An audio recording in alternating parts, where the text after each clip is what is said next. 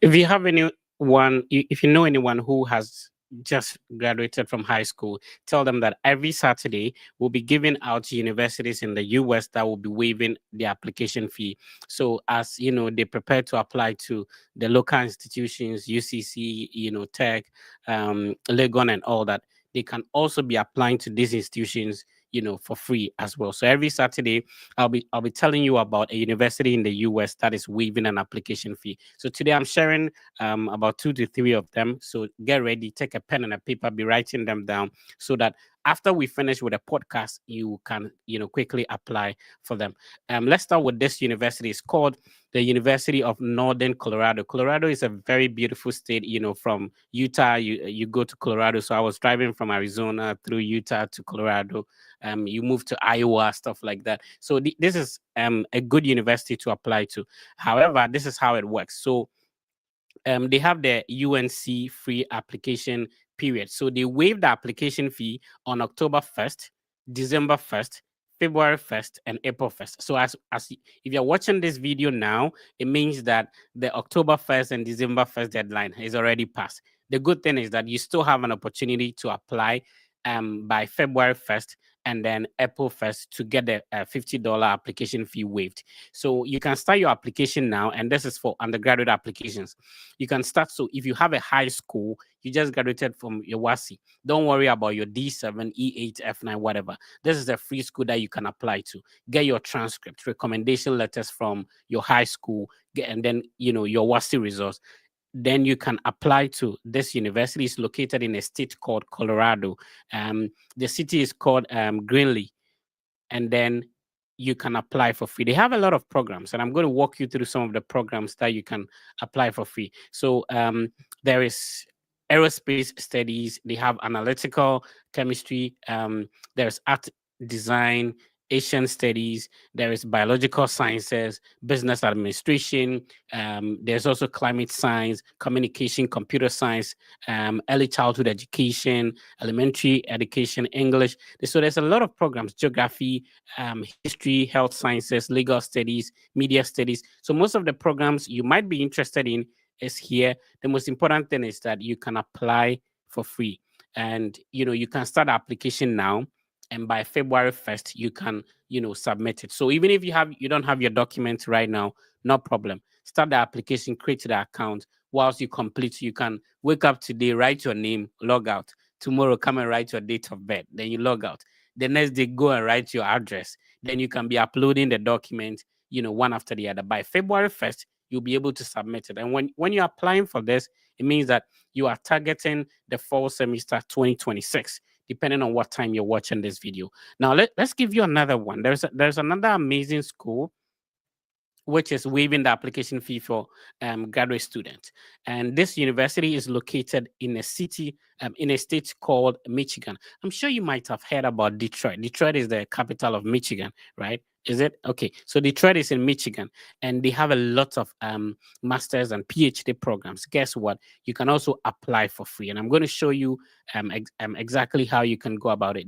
These are all the programs they have. It's a lot.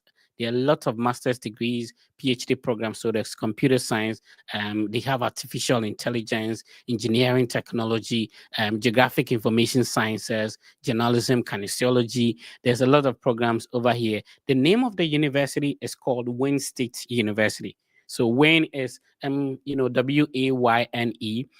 then State University is located in a state called Michigan. Let me show you how you could apply for free. So when you visit the graduate school's website, this is what they are saying. So the graduate school's website indicates that the application fee has been waived for winter 2026, which is spring 2026, and there's spring 2026, summer 2026, and fall 2026 semesters. So if you're applying for the spring semester, the fall semester 2026, the application fee is waived for Wayne State University.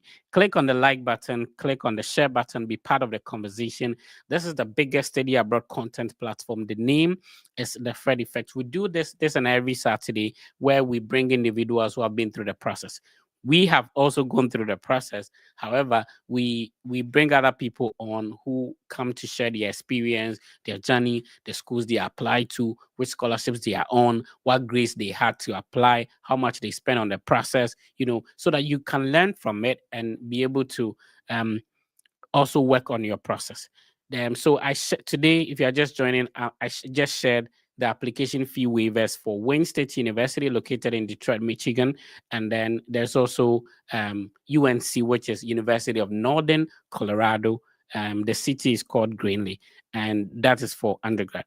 My guest, um, Ben is always my co-host, and then I have Miss Hetty, the beautiful Miss Hetty as well. Ben, how is the UK? How are you doing? Yeah, by His grace, everything is fine at the moment. Thank you. What about you? Yeah, I'm okay. It just snowed recently, so yeah, today was like -1 or something, and I decided to go for a walk. Look at the boy going for a walk in snow. You understand? So, Miss Hetty, how you doing? I'm doing well. It's also very cold here. It's not really snowing, so I'm thankful to. Oh, awesome, awesome. Yeah, I used to not like the cold, but it's sometimes beautiful, especially when it snows. Hmm. Yeah, It's it's nice when it's you're it's way. driving and then there's the trees are white and everything. Mm-hmm. It looks beautiful. Yeah, Yeah, that's. yeah, and you can make like their weather conditions are extreme, but you can make something good out of every situation. So Hmm. when it is summer, great. When it is winter, it's beautiful everywhere. When I like fall time where the trees are very beautiful, flowers and all that. Anyway, so we are still waiting for our guests, but if you do have questions for us, you can pop in. Please just type it in the comment section, or you can also request and join us live if you do have questions, and then we'll be responding to them.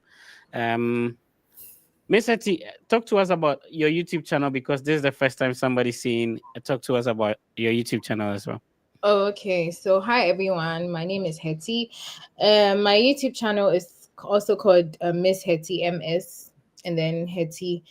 My YouTube channel basically shares my experience as an international student, how I started, how I went through the process, the do's and don'ts that I had to apply to getting here. Eventually, landed a full scholarship to study the program of my choice, and basically my life here so far as an international student. So yeah, that's what my YouTube channel is about.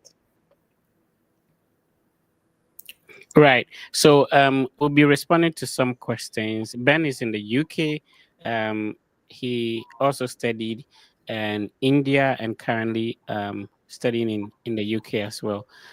Ben, for people who are seeing you for the first time, you've been on the podcast for almost God knows how long, but if somebody's seeing you for the first time, any introductions? Oh, the name is simple, just Ben, and as you said, I'm not studying. I'm done. I'm just Okay, waiting for my graduation, I see. which is coming off this 18th of December. So, by the grace of God, I have two masters, one in public administration and then one in public policy. So we are coming back. We are coming back to Africa to make changes. So people shouldn't worry, cry. Awesome. So we'll be picking some questions. PK, you have a question for us on TikTok. What's your question?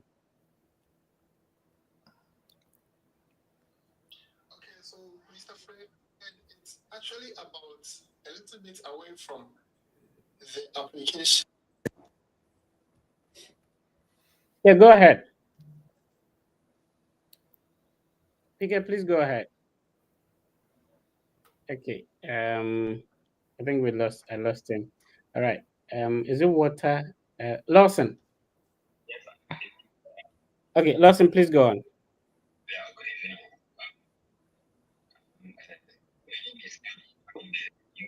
Okay. Unfortunately, your connection is not stable. Like I'm finding it difficult hearing you. If you could, if you're using a headset, it's not helping. If you could take that out. Yeah. Yeah, this is better. Please go on. Right.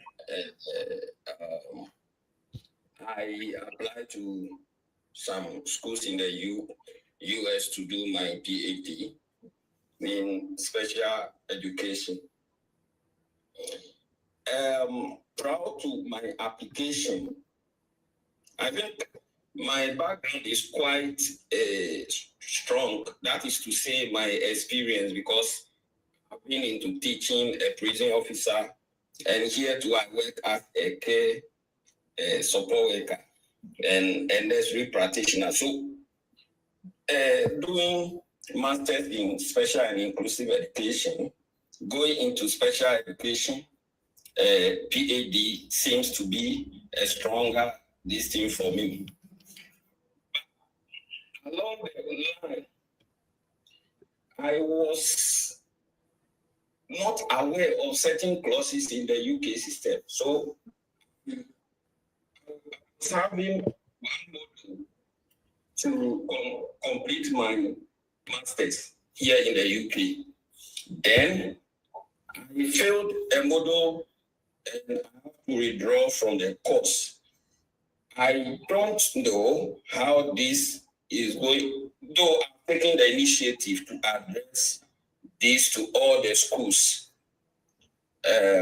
because some of them only need bachelors for the application. So I address this to all the schools.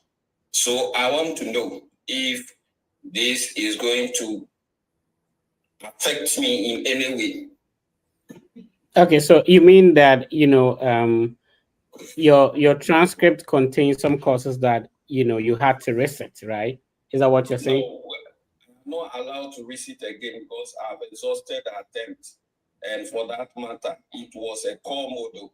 Okay. So I have to withdraw from the course. Okay, so just like you mentioned, there are some programs that you can directly apply with your bachelor's degree, which you wouldn't need the master's. And also, if you want to get a second master's as an option or a backup plan, I think that would be a good idea as well. Currently, I want to, this is something I want you to clarify for me. Mm-hmm. There was this school that I applied to, and currently I saw that I have all my details on their Atlas portal, which said computer access approved.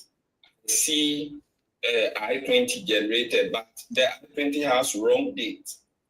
And I see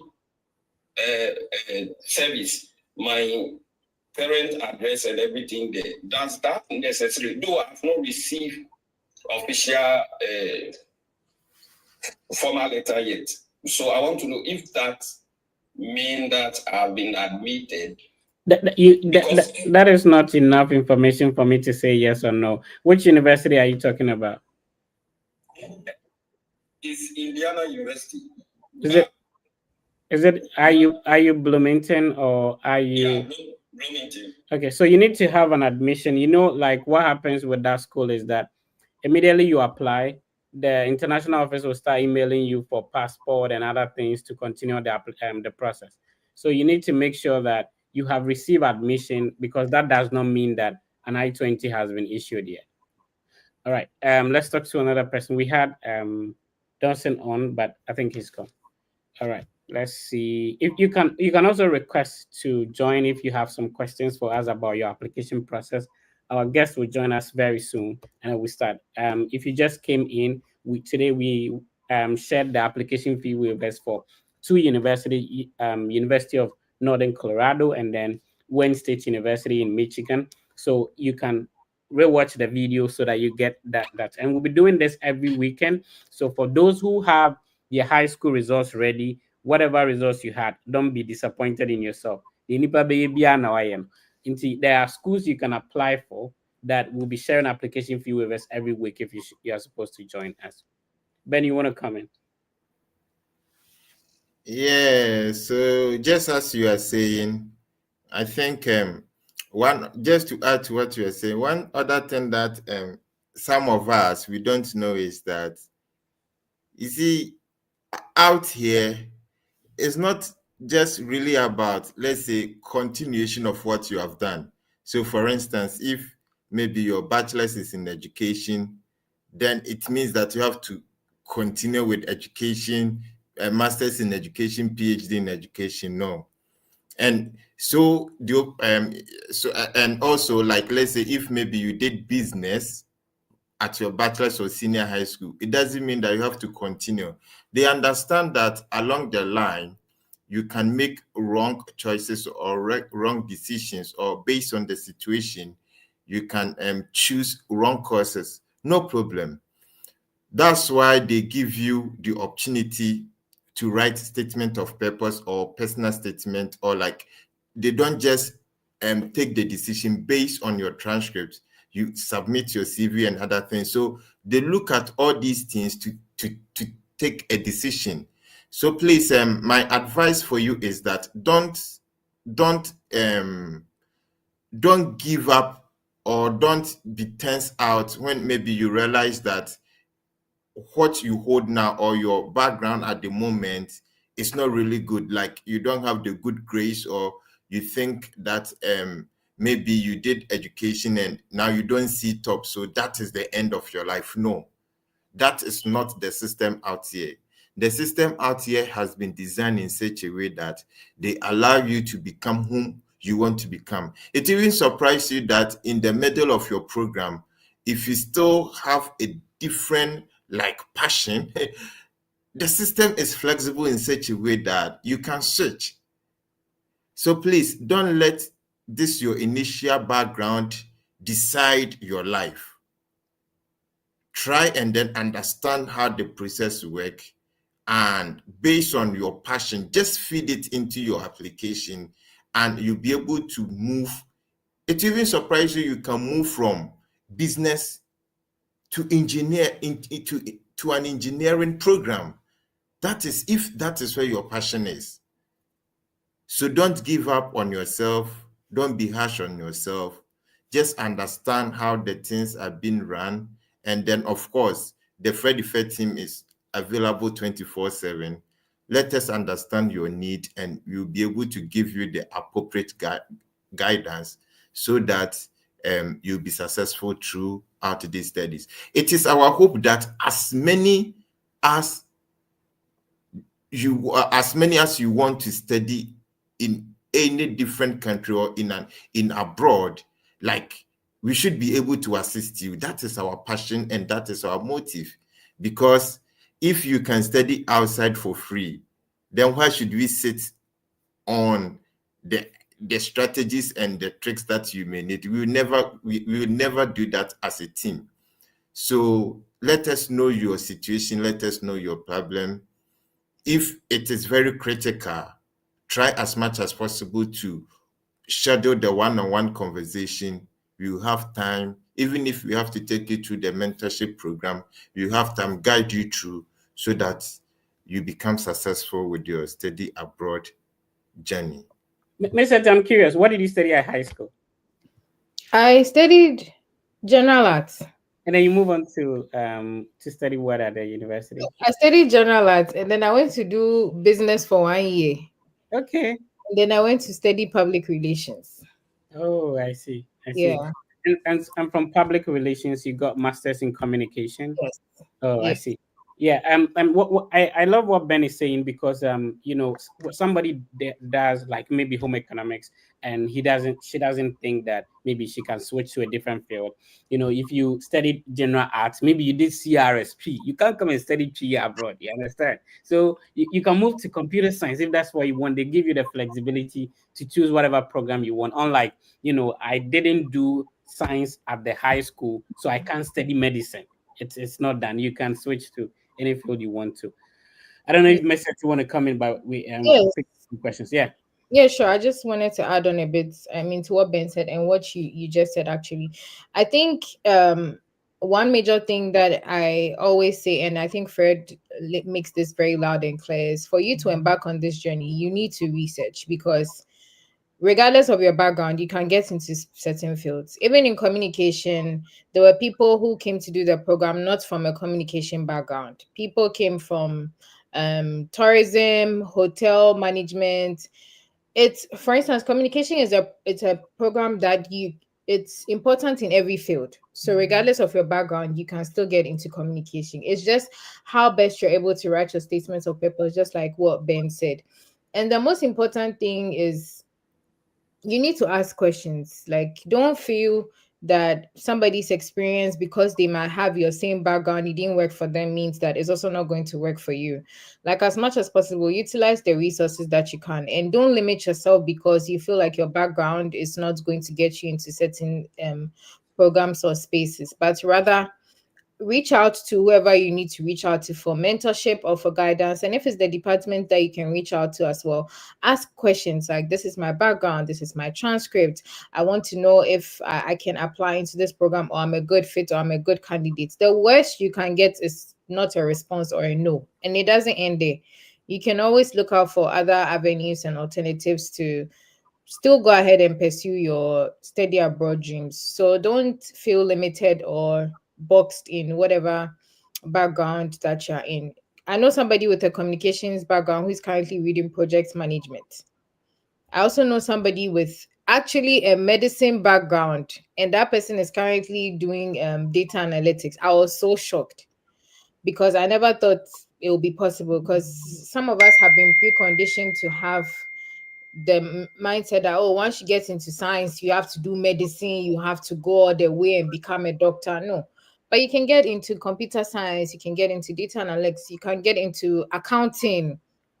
There are so many fields you can get into with your background. The most important thing is, if you're writing a statement of purpose, which is required particularly for like grad school, just make sure that you leverage your expertise and how the course you're going to take tallies into your background, and how you're going to blend both to, at the end of the day, achieve your goal. So don't box yourself up in that cage. Like 2026, that mindset should change. You should embark and strive for greatness. Yeah. That's the ever Miss Hetty, very intelligent lady. I admire her a lot. So one of the things I love is when it's graduation time. So December will be graduation for people, May will be graduation for people, and people are able to invite their parents to come for graduation. So if you're parents and you're listening to me, maybe I will point out the bit to about America and say Obama abe study America. And I say, or graduate here, or we invite them over.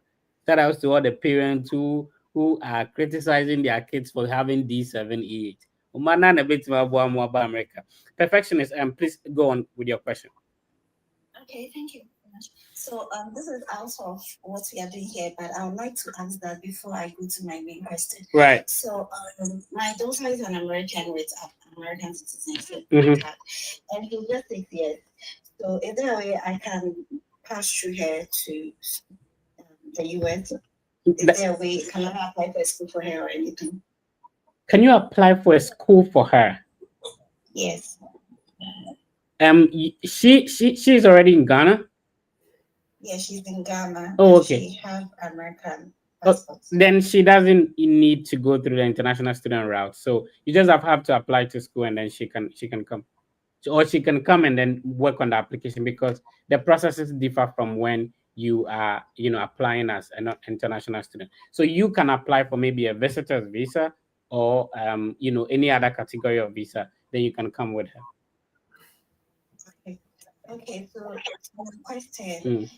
I started filling the forms on the Common app, Right. and they said I should give transcripts on grade 9. So I'm asking, is it JHS transcript or? Okay, so over here, that's a good question.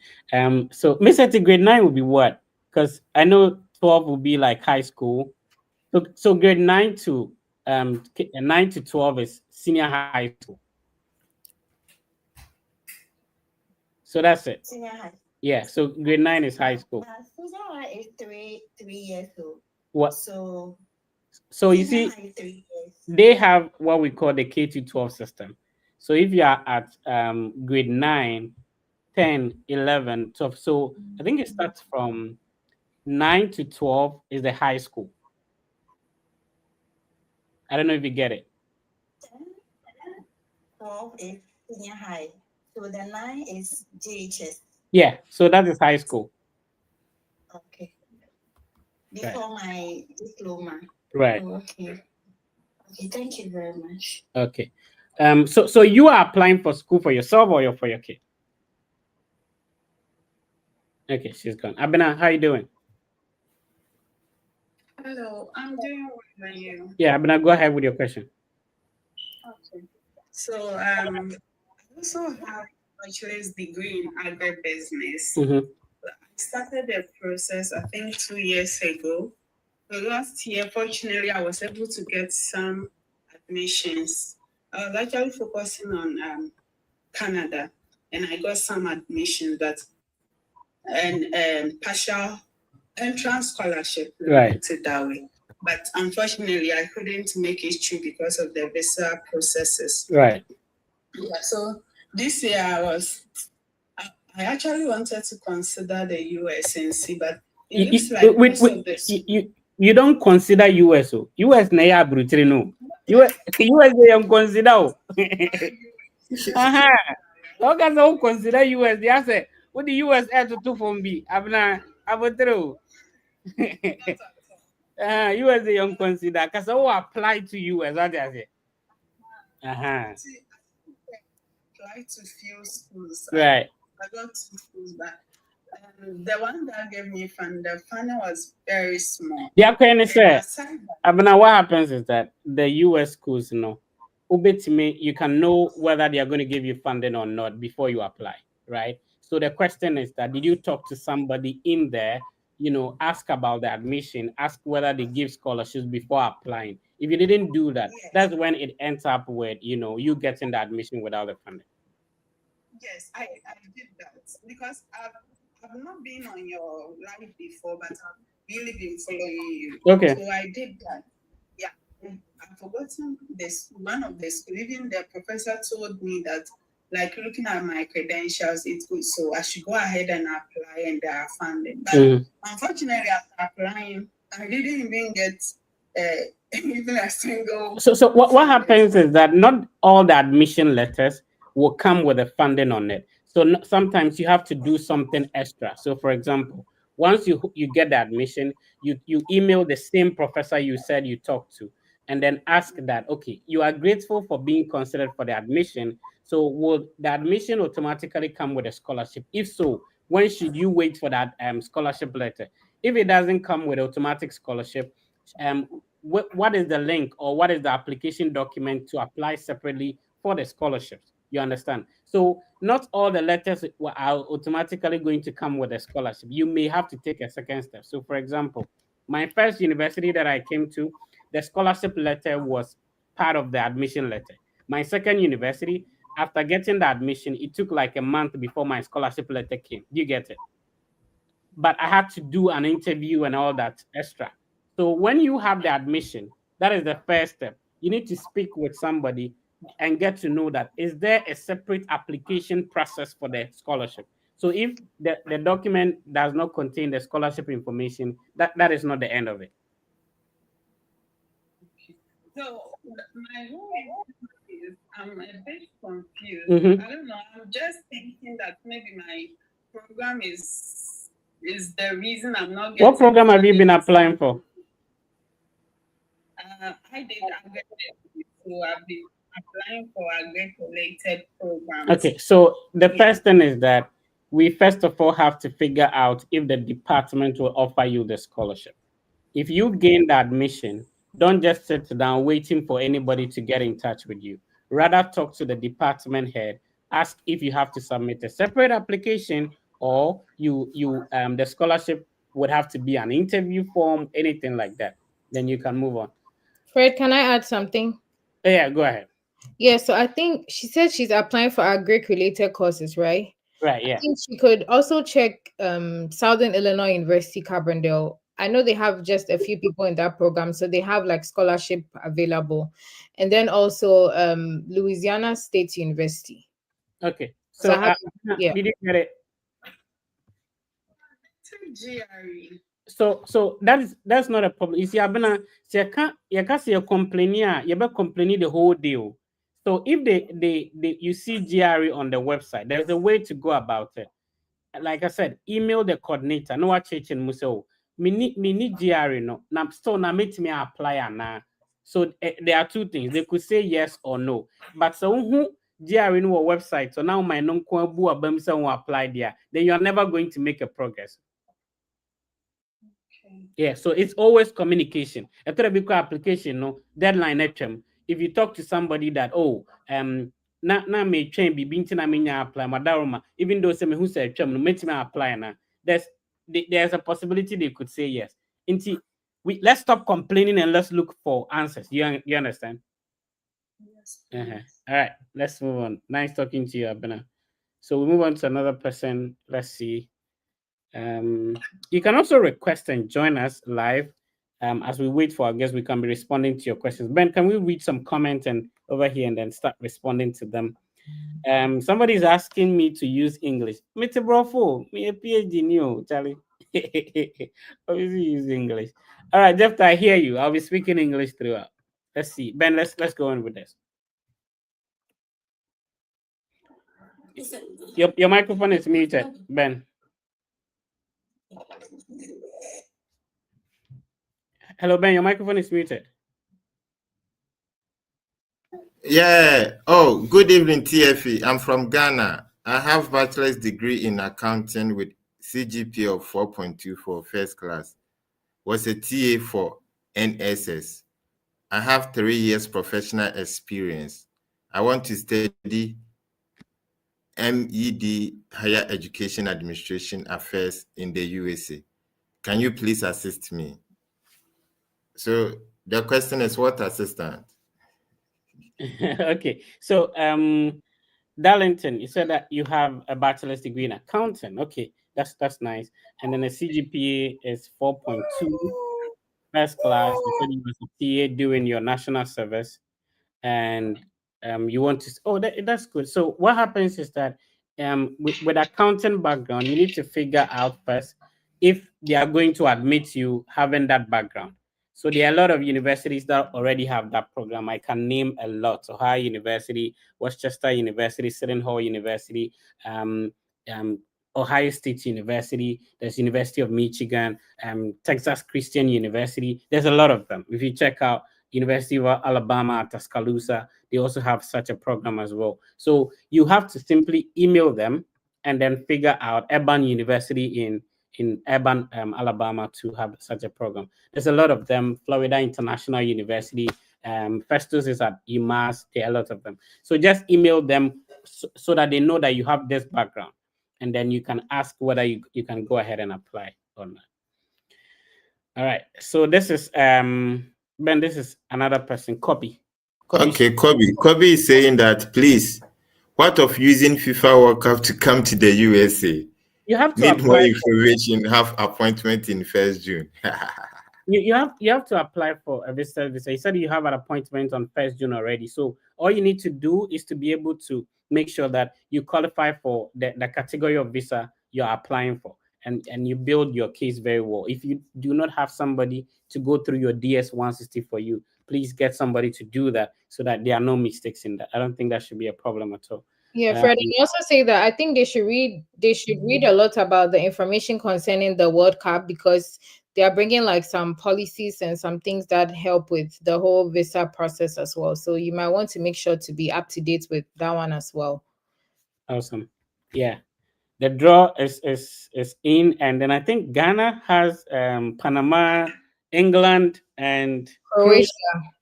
It's not an easy group at all. It is not, like, sometimes you feel like, okay, you are Ghanaian, so have hope and all that. But England, they are one of the favorites for the World Cup. So okay, let's see how it goes. We there here, we go watch some.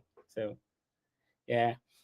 All right, let's talk to Dr. Sa. Hi, Dr. Sa, can you hear me? Yes, please. Good evening, Mr. Fred. Yeah. Doctor near then doctor. I need doctor now say. What doctor are you?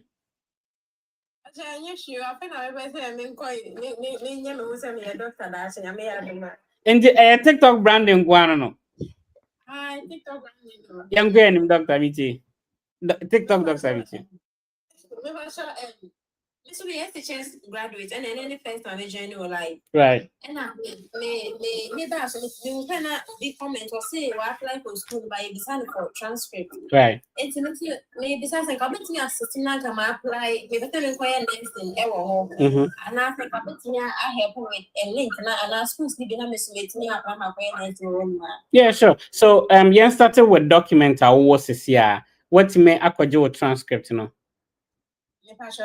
And yeah, started with that. That's where we need to start from. So into ube here or high school results, no. You also need your high school transcript. So go to your high school and take that. You will need a recommendation letter. If you get 2 of them, that would be great. And then obviously you will need a passport. And finally, an English proficiency letter from your school. So all the documents that I just mentioned is only the passports that you wouldn't get it from your school. All the other documents, transcript, print it on WIEC website, the English proficiency, and the recommendation letters, you get all of them from your high school. So if you need help, there's a link in our TikTok bio. You click on it. Our team will be happy to support you. Let's talk to Selim. Selim, Amenube. Is it Amenube? You can unmute your microphone, sir. Okay. Yeah, Selim. Okay, so my name Amenube or Amenube? Amenuveve. Okay. Yes. Okay. Let's go, Selim. Yes. So I have a niece that applied to a school in the US. So she has been given the admission all right, and then a partial scholarship. But now I just had the info 3 days ago, and then she was contemplating about how she'll be able to get how do we call it, bank statement. So I wanted to find out, say, if you have the admission and then maybe you have a partial scholarship or you have a full scholarship, do you still need to build your bank statement, or can you also let someone maybe use his or her bank statement to back you up? You're asking 2 questions at the same time. You mentioned full scholarship, partial. Be specific. Let's answer your question. Okay, so hers is partial scholarship, yes. So what's the question? But I just want to know. Yeah, so the question is it necessary for her, or is it part of the requirement for her to get a good bank statement? Mr. T, you want to take this one? Wait, I still didn't get it. What's the exact question? Because it's confusing all of yes, us. that's what I was thinking. Okay. I was trying to. I will explain if you speak. Okay, so the question is, my niece had a scholarship, a school in US to study nursing, right? And then a special scholarship for that matter. So we wanted to find out if with that, if we want to apply for the visa and all that, do we need a bank statement? So first of all, congrats to your niece on the admission. And if Amenuveve's niece has been able to get admission, you can also apply. So what happens is that to apply for a visa, you need an I-20, right? The I-20 document is what you need to even start a visa process. So you don't need a bank statement to apply for visa. However, you will need an I-20. How do you get an I-20?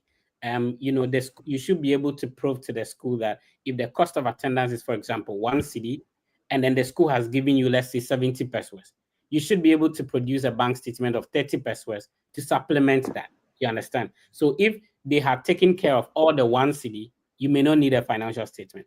So because you would send that 30 pesos bank statement to the university for the I-20 to be released, when you're going for the visa interview, you need to take that bank statement along with it. So there is not the visa that is requiring bank statement, though. It is the school that is demanding the bank statement. And because you be applying for the visa, based on the school, when you're going for the interview, you should go with a bank statement. Okay. And for myself, okay, now to myself, my personal one. Okay. Okay, so I have my first degree in IT, all right. But I've been following you backstage and all that. And sometimes looking at some of the programs that are available, sometimes looking at some of the programs, for me, sometimes I get confused about it, because for instance, I want to go into either information technology, or I want to do master's information systems. But sometimes some of the schools, all I say is computer science, cyber security. So my question is, can I apply for those schools that are have either computer science or cyber security? I don't know whether they do major in the information technology or the information science systems. Yeah, so my question is, are there schools that are doing purely masters in either information technology or information systems? Mrs. You want to come? Okay, so two things. First of all, some of the schools don't name their programs exactly what you're expecting them to do. Okay. So what you can do is, and I'm glad that you asked if they major, what you can do is, if you find a school that's even saying cybersecurity, go to the websites, look at the department's specific websites. They give you an overview of the various aspects that they major in. If you find something there that tallies to what you have in mind, or it aligns with you, you can go ahead and apply. So it might be called cybersecurity, but they might have a course or a major in information system. It might also be called a master's in information systems, but might have cybersecurity underneath. So the first thing is for you to, when you find these schools that offer the kind of programs you're looking for, computer science, information systems, go through the department's website and then see the information there. That is like, I think that should be the first step for you. So don't just conclude that because I've typed information system and they are giving me computer science or cybersecurity, they don't have what I'm looking for. No. Look at the schools, go to their website, and then check out the information that they have there. Then you can make your decision from there. Okay, great. And before you go, let me share something with you real quick. There's a school that we just shared that is waiving application fee. If you go through their programs, they have some IT programs that you probably might be interested in. I'm going to share that with you quickly. So let's see, and this, so that other people can also learn from what we are doing as well. So if you scroll through, they have the data computing here, data science and business analytics. And then if you go to the C column, that is where you see the computer science. Okay, so they have the computer science, artificial intelligence, just like what Miss Eti was saying, the computer technology.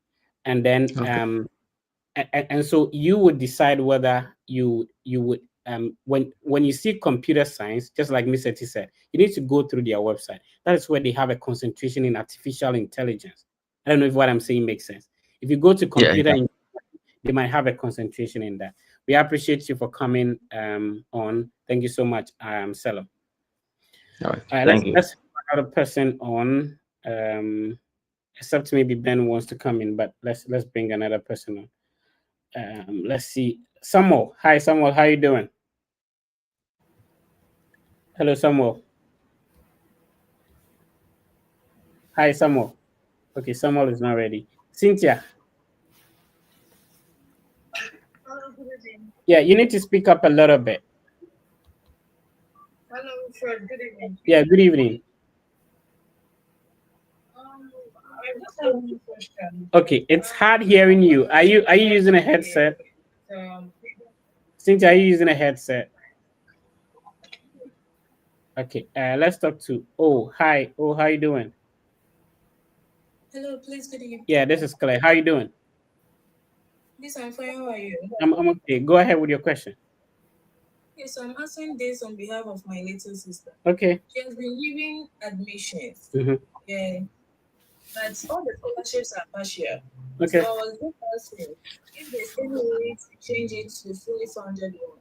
Okay, so She's supposed to finish everything this month, but she'll be going, I think, January 20th. All right. So is your sister applying for a bachelor's or a master's? A bachelor. And these institutions are in the US. Yes, please. Does she have an SAT scores? Yes, please. What was the scores But though? she didn't use it. What was the scores? 1140. Okay, not bad. However, you need to understand that not every university offers full scholarship for international students. So if she applied not knowing that they offer full scholarship, then it means that she accepted to be offered the partial scholarship she's getting. Because this information is clearly on the university's website even before you apply. Do you get what I'm saying? Yeah, so it's not as if it's a try and error kind of thing that, my results are good. When I apply to any school, I'm going to get a scholarship. For some schools, they make it clear that we do not offer scholarships for international students. So when you are applying, be ready to be able to take this part of the cost of or the tuition or the cost of attendance. So if she applied to such institutions expecting to get them to pay for everything, it wouldn't work like that. So there's nothing to do about it. There's obviously something to do about it. So congrats on her admission. So she can email the admissions office and then share her SAT scores with them and then ask that, is there a way that as an international applicant, I can apply for additional scholarships in addition to what I have been given? And some schools, please pay attention to this one. Some schools have what we call the CSS profile. And then there's also International Student Financial Aid Application. So there are two things: CSS profile, International Student Aid, Financial Aid Application. So if the school has any of these two, apart from the scholarship she has already gotten, she can apply for an extra scholarship to take care of the rest of the deficit. Am I making sense? How do you know whether the school has this? You need to ask them. Okay. All right. Right. Thank you for sharing. I have another question. Okay. For myself. Okay, so you came for your sister and yourself. Yes. Okay, go on. I'm listening. Okay, I just finished my degree and I had a CGPA of 3.2. Mm-hmm. I did a social science economics major. That means UCC, right? Yes. Please. Now what this shall answer Casford. Let me SRC hall. SRC hall. Oh, okay. So I just want if you can recommend some programs and schools. Oh, we will start with the document. You need to push your document together. And a one casano or the opposite your was way so. You have what you want to be. And you mean I say we choose a program no more. Into one opposite your doctor, opposite your nurse, opposite your engineer, opposite your pilot, opposite room like and now come then opposite. It's based on the opposite way, Then what decide is okay. Me manage the program we any program we ni aboa mo find this school. And my end dictate program on Okay. Okay. All right. Nice talking to you. Much. Yeah. Let's see. Our guest is ready. Let's talk to Matthew. Hi, Matthew. Matthew Asampa. Hello, Matthew. You're not your microphone is muted. You have to unmute it. Looks like Matthew is a lab person view. Okay. Let's have our guest on and then we get started. Bro, you're welcome. Thank you. Can you hear me well? Yeah, we can hear you. We've been waiting for you. Where have you been? Oh, I thought it was 1:30 Eastern time. Oh, okay. Don't worry. Then my people miscommunicated. But no problem. Oh, We're glad. sorry. Like we thought we were going to start at 12:30 and all that. So we've been responding to people's questions. Now that you're here, let's get. So our guest is called Kwesi Live. What's your full name? What's your government name? Government name is John Bosomtri Akwafo. Oh, okay. Wow, that's some sort of Enmunyam DBO. Yeah, I've been using it to scare the white people here that my name is after a leak, so you don't have to joke with me. Like if you Google the Bosomtri, that's me. So that's how I used to scare them a little bit, right? Into brand in an Kwesi Live, right? Yeah, I mean, at various stages in my life, there's a different name people call me with. Okay. So from my primary to JHS, people used to call me by my last name, Akwafo. So I'm call JHS now called Kwesi Life, and I said John, this is all Akwafo. And then high school, but then I think the university now they changed brand name in Kwesi Life. Okay. Ben, let's get started. Let's get going. Sure. Oh, Yeah. All right. Let's see. Yeah, Kwesi, you're welcome. Thank you, Ben. Yeah. So there's a quick one. Can you introduce yourself so that our viewers will know who you are?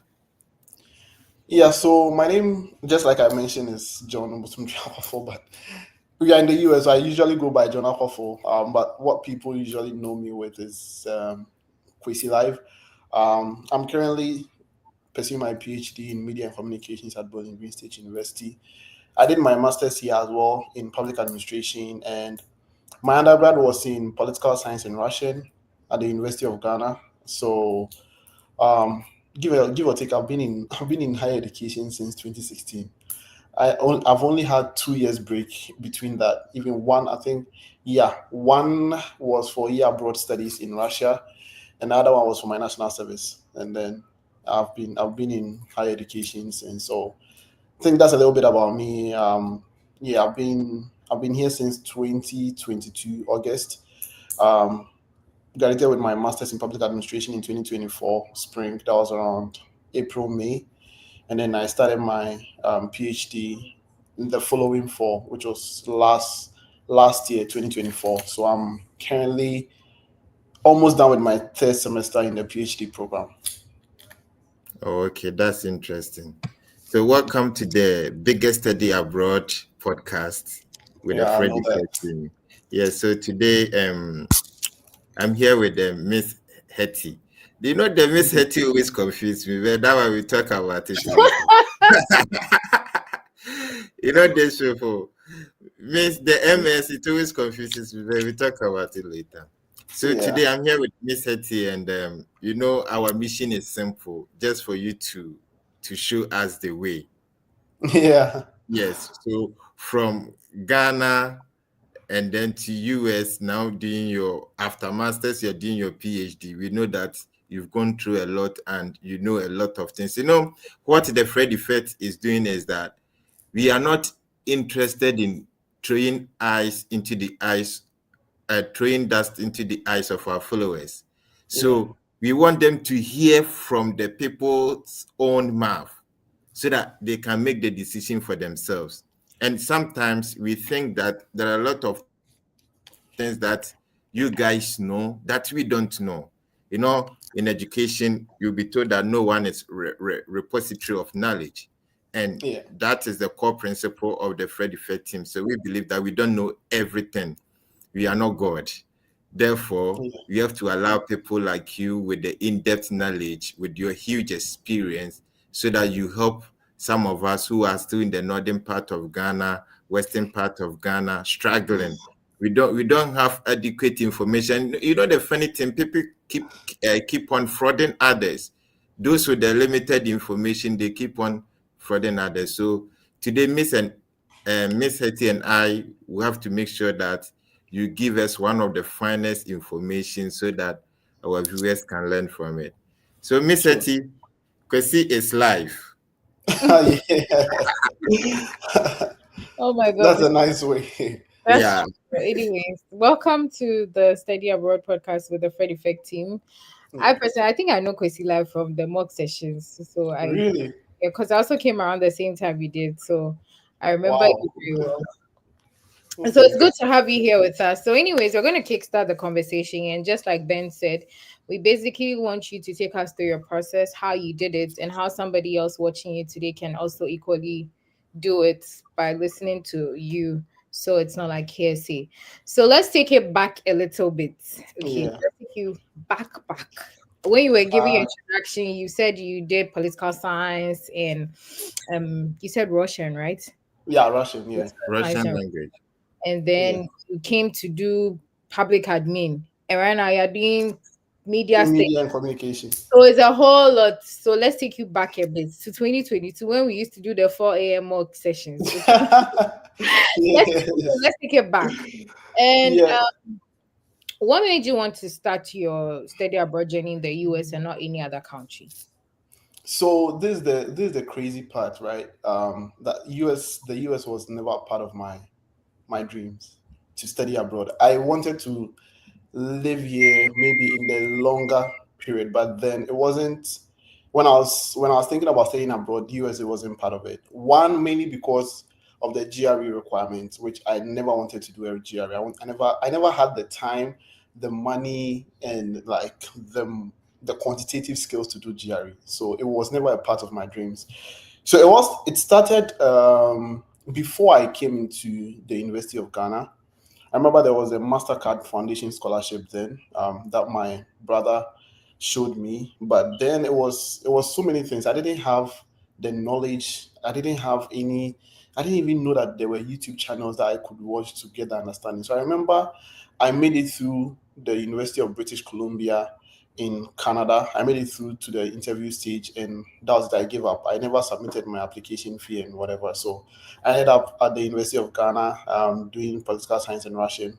So what actually piqued my interest in wanting to pursue my master's or PhD abroad was when I went to Russia. Like the exposure that Russia gave me the test and the hunger to want to pursue my master's or PhD abroad. And so when I came back to Ghana from Russia, I was in the peak of COVID. So when I came back, I remember then the academic calendar was somehow rough. So we had like a period of, I think we came back to Ghana around August, and we had between August to January to prepare. So whilst I was home, I started doing my research. So that's when I started looking at schools and places to go to. So initially, there were two countries that I was looking at, Germany and Norway. UK was a bonus. USA was never in the conversation. Right. So I know UK, you could just apply online. There was no application fee. So there were times that the statement of purposes are used for my applications to Norway and Germany. I'll just, make some corrections and I'll submit. So I remember there was one day I sat down in like 2 hours and I applied to 10 schools in the UK, and I got admitted in one within an hour. Loughborough University. I got admitted there, like I got the admission within an hour, but we all know the UK, the fees and everything. And so um I forgot about that. So I was now focusing on Norway and Germany. And then there was also the blocked account issue where I had to submit money and like create a blocked account in both countries. I got admitted to many schools in both Norway and Germany. So I was still looking for the blocked account issue. And then I heard from my then roommate in the University of Ghana, Ruben. He is currently in Rhode Island. Um, I didn't even know he was in the US. You know how Ghanaians are with traveling and stuff like that. So it was just one day he texted me out of. I think he posted a picture of him in snow, like a snow. I was like, Ruben, when did you travel? I was like, oh yeah, I'm in the US. So then he was telling me that about the fact that he's in Bowling Green, and Bowling Green is it's a very nice place. The standard of living is low and whatever. And I was like, so how did you get there? Did you write the GRE? And he said, no, they've started waiving it because of COVID. I was like, are you serious? He said, yes. I was like, okay, then maybe I can also try the US. Okay, so for me, I only applied to two schools in the US because, as I said, it was not like something I was looking at. So I only applied to Bowling Green State University, which my friend recommended, and I also applied to the University of Minnesota Twin Cities because they also had a program in public policy that I was looking for. So those were the only two schools I applied to, and I got admitted to both of them. So it was down to who is going to give me the better funding to get in. And so I remember, and this is one advice I always give to people: like choose the school who chooses you. Don't go to the school that you choose. Right. So I remember when I was sending emails back and forth, the graduate coordinator for the program at Bowling Green State University was very responsive. Like every single time, it was as if we were texting because he was always responsive, giving me feedback on when funding will be released. But for Twin Cities, I used to hear from them once in a while, and it was always generic like emails. So that was what made me decide that okay, I'm going to come to Bowling Green. So um, I got it. I didn't get a full funding. They were going to pay for 6 out of 9 credit hours per semester for me, and then give me some grant assistantship, which was for me then it was okay. All right, so I started doing the process with them.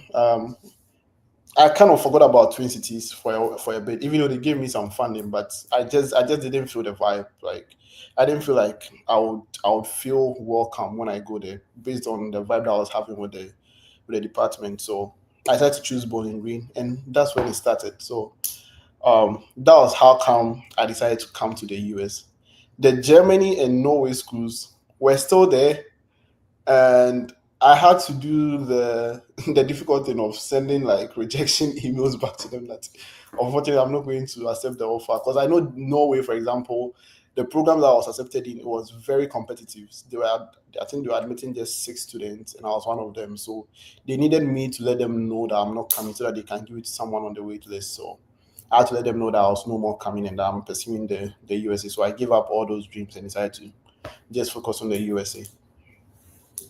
I see. It's interesting how, I mean, when I was also starting, the US was not part because the GRE was not something. Yes. But I literally registered for the class. I did 1 week, 2 weeks. When I saw the math, I said, Uncle, I would not see you. I always knew that the math was going to be a problem for me. So I was like, no, That's the no. thing. So I was also not looking at the US. So I was intrigued when you also said the same thing.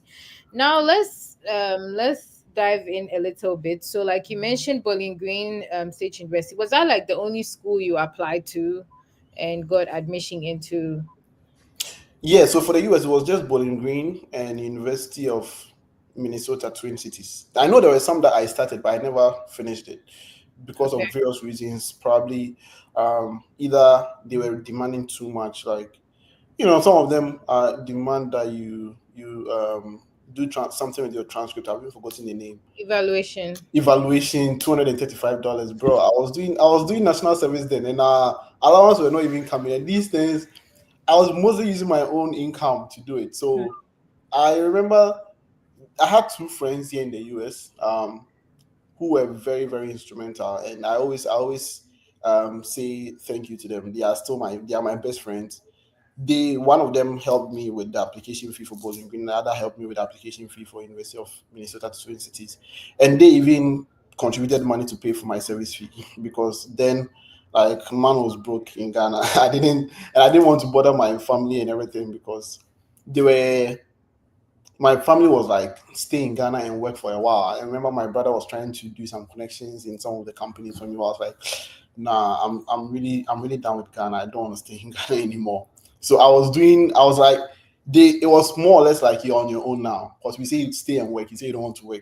So I was doing everything on my own then. And so it became just like a me versus me story. So it was my friends who were holding me down then. So I applied to Bowling Green, University of Minnesota Twin Cities, and all the other schools I started. I remember I did not finish. Eastern Michigan, Northeastern, Columbia, all those schools. I did not submit them. So I don't consider it as part of the schools I applied to. Okay. So did you end up paying for application fee for these two, or like you had application fee waiver? Okay, so Bowling Green don't offer fee waiver at all. So I paid, but I think for Twin Cities I got a fee waiver. Yeah, I think I got a fee waiver there. So my friend paid for Bowling Green, and I got a fee waiver for University of Minnesota Twin Cities. Yeah, so yeah, I only paid for Bowling Green.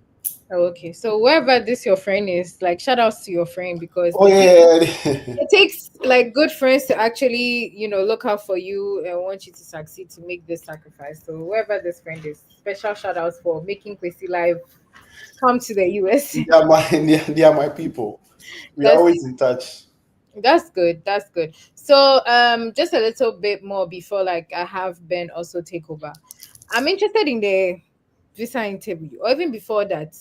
When you got Yeah. admission into your program, did it automatically come with funding, or you had to apply for funding outside your admission? No, so for Bowling Green, when you're applying online, they have a box that you tick whether you want to be considered for graduate assistantship. So I just ticked that. So I didn't have to submit separate applications for graduate assistantship. So, but then they don't, for the program that I was doing, public administration, they don't give you the two letters at the same time. They release the admissions and then they do another round of meetings and then come out with the graduate assistantships. So I remember when I got admission, I was pretty happy. I was very happy. And then, because when you get the letter, you don't even take your time to read through everything. I just saw the admission. I was like, oh, okay, so I'm going to the US. Until I calmed down a little bit, I read it and I realized there was nothing about funding. They were not mentioning anything about funding. So I reached back out to the professor and I was like, oh, unfortunately, you are in the wait list for the funding, blah, blah, blah. I was like, okay.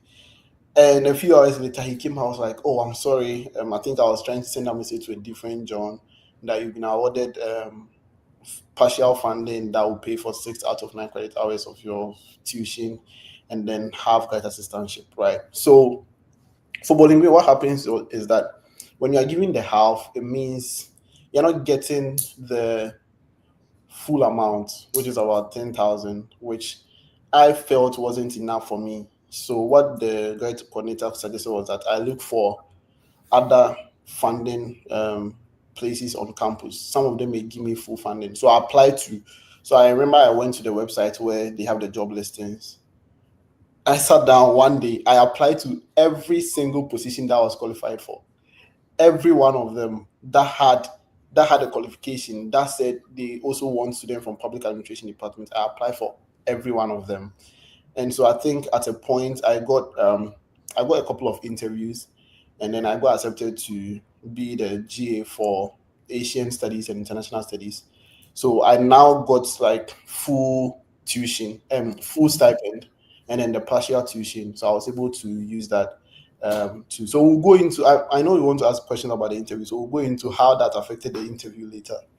Okay, so now let's talk about the interview. Yeah. Okay, and all the sacrificing your sleep to prep for the interview sessions. Like, do you happen to remember the questions you were asked at the embassy, how that went for you, the whole embassy atmosphere in the first place? What time did you go? Are you part of the people go there at 5 a.m. when they have visa interviews? At me, I got there at 6. My interview was at 10, but I was there by 6 a.m. Yeah. So, like, just walk us through that process as well. So I remember, just like you said, you came in the same year. So I remember there were a lot of groups. So at a point in some of the groups, we were like creating several subgroups for those who were going on this day, those who were going for that day. So I think mine was 22nd June. So there were a couple of guys that I was going with, and there was one guy. He's currently, Adam. He's currently in Illinois. He was living in the same area. He was living at Medina, and I was also living at Medina Estate. So I remember he was like, "We have to get there early, oh, Charlie. Me, I don't want to go and join the blah blah blah." So it was like 5:30. We have to leave. So I woke up 5:30, prayed, did everything I'm supposed to do, and then booked an Uber from where I was, and then I picked him up, and then we came. So when we got there, we met the other guys who were also coming for the same day, and I still I'm in touch with one of the guys I went with, Gideon. He's at Ohio University, Gideon Asante. So he was coming to do history. He had PhD fully funded, so we knew that he was gone. There was another lady who was also going to, I think, John Hopkins or so, who was also going to do a PhD. So we knew these people were fully funded, and so they were done. Like they didn't have to really struggle. And that time there was a whiteboard man who wanted funding. Like if you have funding, you are good to go. These people were like, I want a whiteboard man because I have PhD. Yeah, I have PhD, I have full funding. But those of us who were like partial funding and stuff like that, were trying to. But they said there was this beautiful white woman who was also very patient and stuff like that. So we were trying to get her. So we Yeah, got but there were in three: whiteboard man, a blackboard man, the and then black man. that beautiful Yes, lady. yes.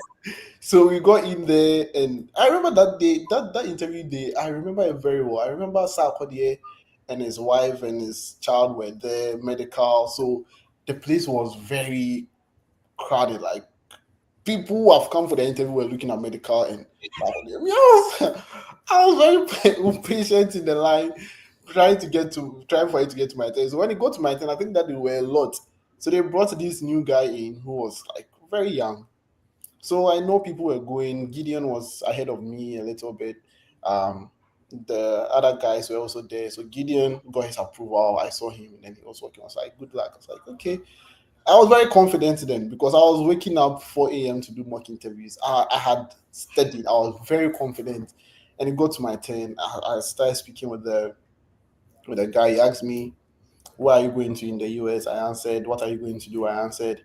and then he asked me about my travel history. So I think I've reflected on it for a very long time, and I'm very convinced that was where I goofed, because he asked me about my travel history, and then he was looking at my DS-160, and in my DS-160, when I came back from Russia, I had done an online course through my university, through the University of Ghana, with another university in, is it Croatia or so? So that was my DS-160 as one of my educational experiences, right? But I didn't say it was online. So Jacob man was looking at the thing, and I was also saying that, oh, I've only been to Russia. So he kept on asking, is that all your travel history? I said yes, because I know I've only traveled to Russia. Egypt was a layover, so I can't say Egypt. And then he typed everything, and I was like, I'm sorry, I cannot approve you to the other.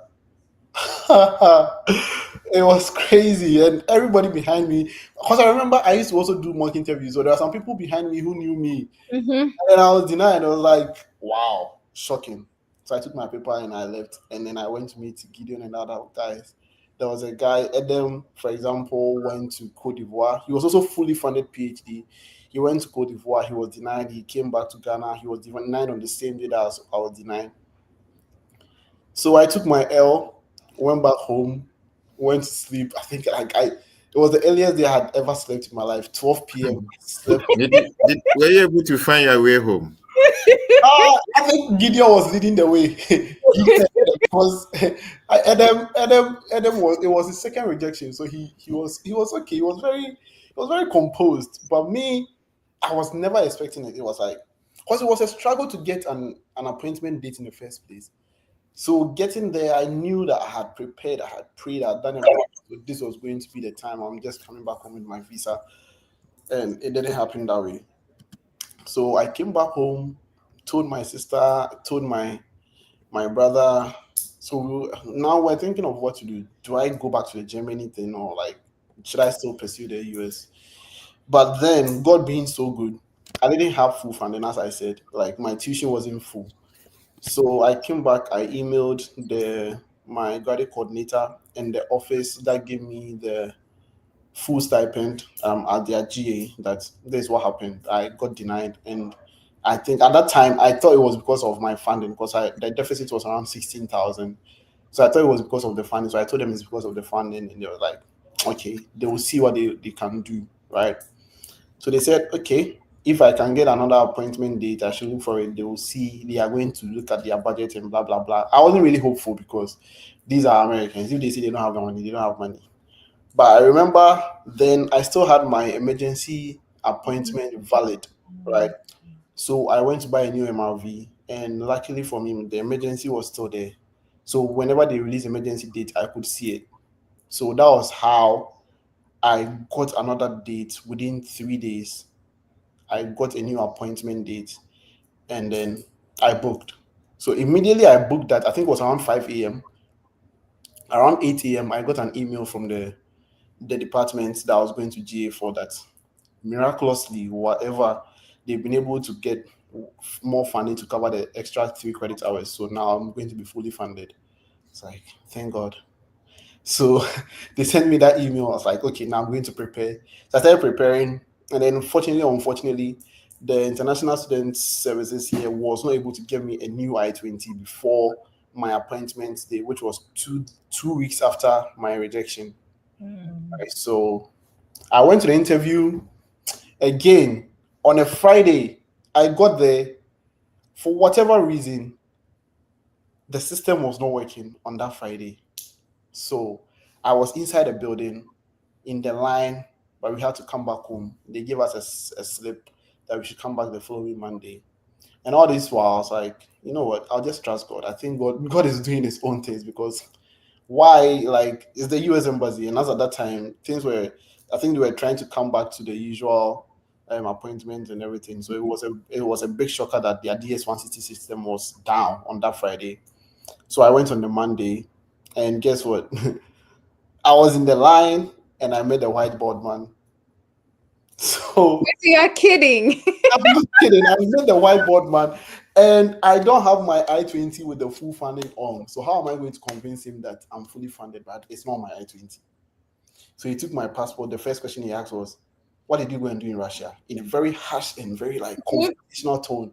I was like, bro, I just went to Russia for a year abroad studies. It was funded by the government. I didn't have to pay a dime. So that's why I went to do there. It's like, okay, how are you going to pay for your education in the US? So these are the two questions. So I started by saying, according to my new funding letter or the email I got from the school, I'm fully funded. I'm not going to pay any fees. I'm just going to take care of the extra fees. I was like, where is it? I can't see it on the I-20. So I just pushed the email. I printed it. I just pushed it to him. I was like, that's it. So that was the end of the interview. He asked me, is this legit? I said, yes. Are you sure? I said, yes. He said, okay. Then I'm going to give you this sheet. I want to go and verify with the school, and then you hear back from us. So he gave me the sheet that I'm on administrative review, and then I just went home. So at that time, I knew that I had succeeded because my thing was legit. I just came back home and I emailed the coordinators and everybody. I was like, hey, be expecting an email from the Ghana embassy trying to verify this funding and blah blah blah. So I think it also took around 2 weeks. And I remember I used to check the site religiously. And once the coordinator replied that he replied the US embassy, he told me that yeah, he has gotten the email and he has replied. So from then I started like preparing on my own, and then I saw that my case has moved from refused to administrative processing. The following day I saw issued. Like finally. So it was a very long one. I think by the time it moved to refuse, it was around late July. I was supposed to be on campus by 16th August. So, bro, every money I had on me now had to go into my flight ticket, which was really expensive then. But I think at the end of the day, it was worth it. I'm here now. So That's Yeah. true. It's I've now understood the Kwesi life. Because he died though. The guy died and came back. I came back to life. So we thank God Kwesi is alive. Well, that's a touching story. I think I've been listening keenly. However, as usual, we just have to still tap into certain strategies. Yeah. So I just want to know, after moving to Russia, because you said that's where you got the passion to study outside. So what did you see? So in Russia, there were two or three. Let me just mention them. I don't know whether there will be two or three, but I saw one, the difference in the education system, which is, I'm not trying to downplay the Canadian education system. The experience in Ghana helped me a lot. It was really, really good for me. Like I loved it. But then I got to a point where I could feel that the professors or the lecturers who were teaching me were like my friends, right? They were going out with us, they were going to party with us, they would come and pick us up from our hostels to take us downtown if there is something going on. Okay. And then also, like, for the first time, I was studying in a class with people from other nationalities, right? There were Ecuadorians, there were Angolans, there were Nigerians, there were people from every aspect of life. So it did not make it boring for me. Like there was always something to talk about, trying to understand other people's culture and other things. And also there was some kind of freedom I had in class and in my surroundings that I did not have in Ghana. Like I could express myself um to my professors to tell them how exactly I'm feeling. I could express myself to my colleagues, to everybody. So it was like these things made me feel like if Russia, that is considered a socialist state, is this free, how much more will it be for me in a very westernized society like the US or Europe? So that was what really piqued my interest. And also I had studied in Ghana my whole life. I was tired. I just needed a change. Right? I needed a change of environment. I needed a change of like perspectives. I needed to see something else. I needed to get more understanding of how the world acts on different levels on a different continent. And I must say, it's one of the main benefits of studying abroad is the exposure you get from everything. So even the masters in public administration I got here, it might not be comparable to what GIMPA offers in Ghana, just because of the exposure and the kind of project and the people I was in the class with. I was in the class with Americans, people from all around the world, and everybody came with different experiences on how public policies and public administrators work in their country. And so I had the opportunity to have the different experiences and different understanding from different people. So I think that was very important for me in coming here. And also, this is a bit personal.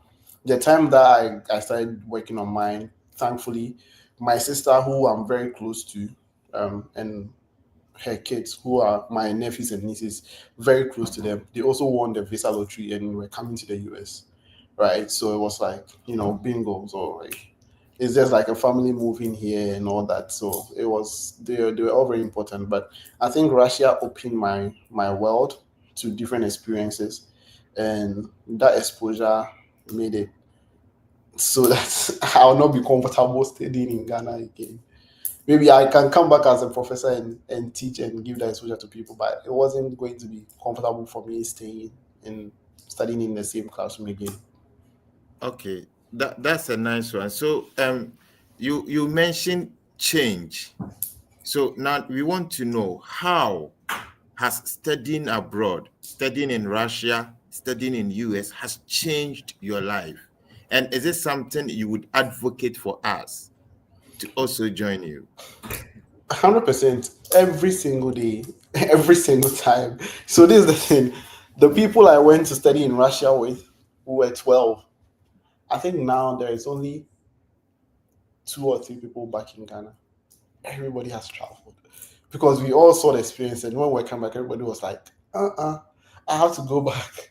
Right. And so it's not, and it's not the fanciness, it's not the pictures, it is just the exposure, the experience that it comes with. It's something like none other. Kwasi, you see, my worry is sometimes we use the terms, but we don't go into details like the specifics. Experience, change. We want to know the experience, we want to know the change. You see, so that at least. Oh, so you know the specifics, right? All right, so Yes, let me go into the specifics, right? So there's no hypocrisy comes in. There's no. You see, when you take picture abroad, like you can see that. No, you itself has some effects than when you can even see your screen. Like look at your screen. See, so that one is one. The other thing is, see, is the system that supports us here, right? Right now, I'm not gonna boast. I'm just trying to like inspire others. I'm using a MacBook, right? If you were to be in Ghana, you are not sure you could have afforded. Exactly where I'm getting to. I'm using a yes. These are the things we want to. I have an AirPod Pro, right? I have the Meta AI glasses. All of these things I did not buy with street cash, and I'm not owing on any of them. It is the opportunity that it gives. I use Klarna to buy most of the things because I know that I don't have $200. Even if I have, I don't want to splash $200 out of my money immediately, but probably I can put $60 down and pay it and pay the rest over time without interest, right? And this alone is enough for me to be able to afford basic things, like basic necessities in life. And that is why I always tell my friends back home that it's not about even living a fancy life or a flashy life. It's just the basic things that we need as human beings. That's what you get here as an international student or as someone living in the US or living in Europe. Okay, being able to afford an apartment. I don't have money to pay 2 years in advance to live in Ghana, but I can have money, and with the basic stipends I'm having, I can have a decent 1-bedroom apartment in Bowling Green, rural Bowling Green. Very good. Internet is working. I can do my research at home. Light is 247. 24/7 economy. Yes, 247 electricity. There are people advocating for me all the time. I have like it is the basic things that make us happy in life. I've always, since I was young, I've always wanted to own a PlayStation. I don't think I could have afforded that as a student back in Ghana. I was able to afford it here, right? Basic things, shoes, being able to send some money to my mom back home, even if it's $50, even if it's $100, it's enough for them. So it's not about the fancy things. I'm not driving a Tesla. I'm not driving a Mercedes. I have a simple Toyota Camry, but that is affordable. That is dependable enough for me that if I want to go and get groceries, I can use that. I'm not sitting in a I don't have to sit in a church with people's armpit and people disrespecting you and insulting you all the time. You understand? And that is not to say we don't miss. I miss Ghana a lot. I miss the vibes. I miss the vibes in the church and all those things. But it's the comfortability that it affords me here, right? Um, there are so many things we can go into. So many things, like even being able to fly consistently across the country for affordable prices, right? I used to tell my friends, one of the friends that I'm talking about who helped me come here, one is in New York. He's in the Bronx in New York, and he was the one who paid for my service fee. I've been to New York so many times by getting flight tickets as low as $45 on Spirit. I'm from Ghana. 45. $45. I'm from Ghana. I've survived Trotro. I can survive Spirit. So I've used Spirit since I came here in 2022. Nothing bad has happened. Spirit and Frontier, and it's not. Apart from that, my school has a good deal with Enterprise rent a car. I can rent a car and drive to Maryland. I've rented cars for as low as $35 a day to go and visit my family in Maryland. So it is all the things that you are getting your money's worth. That is the most important thing.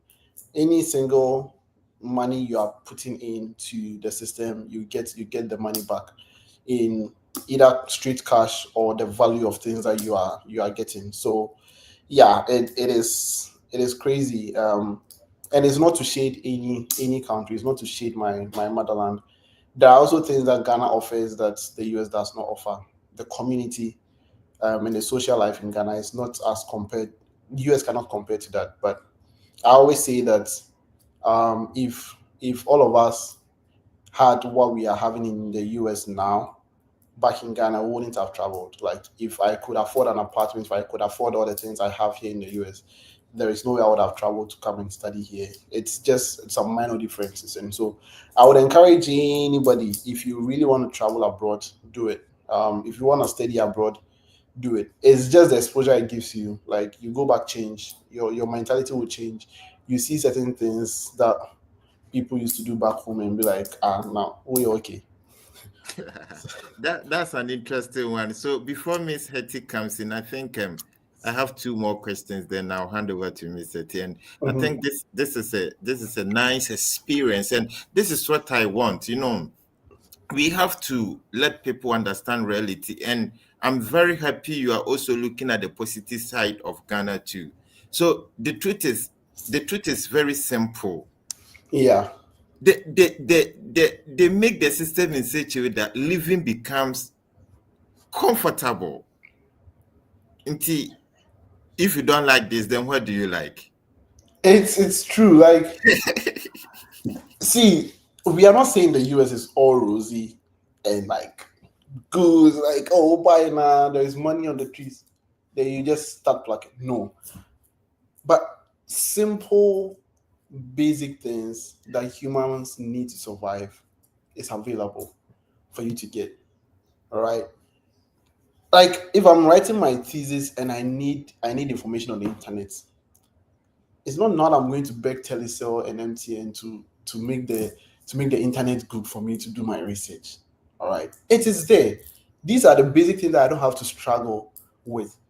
To get water to cook or to bath, right? Basic food commodities. It's not too expensive for like a basic human being to get.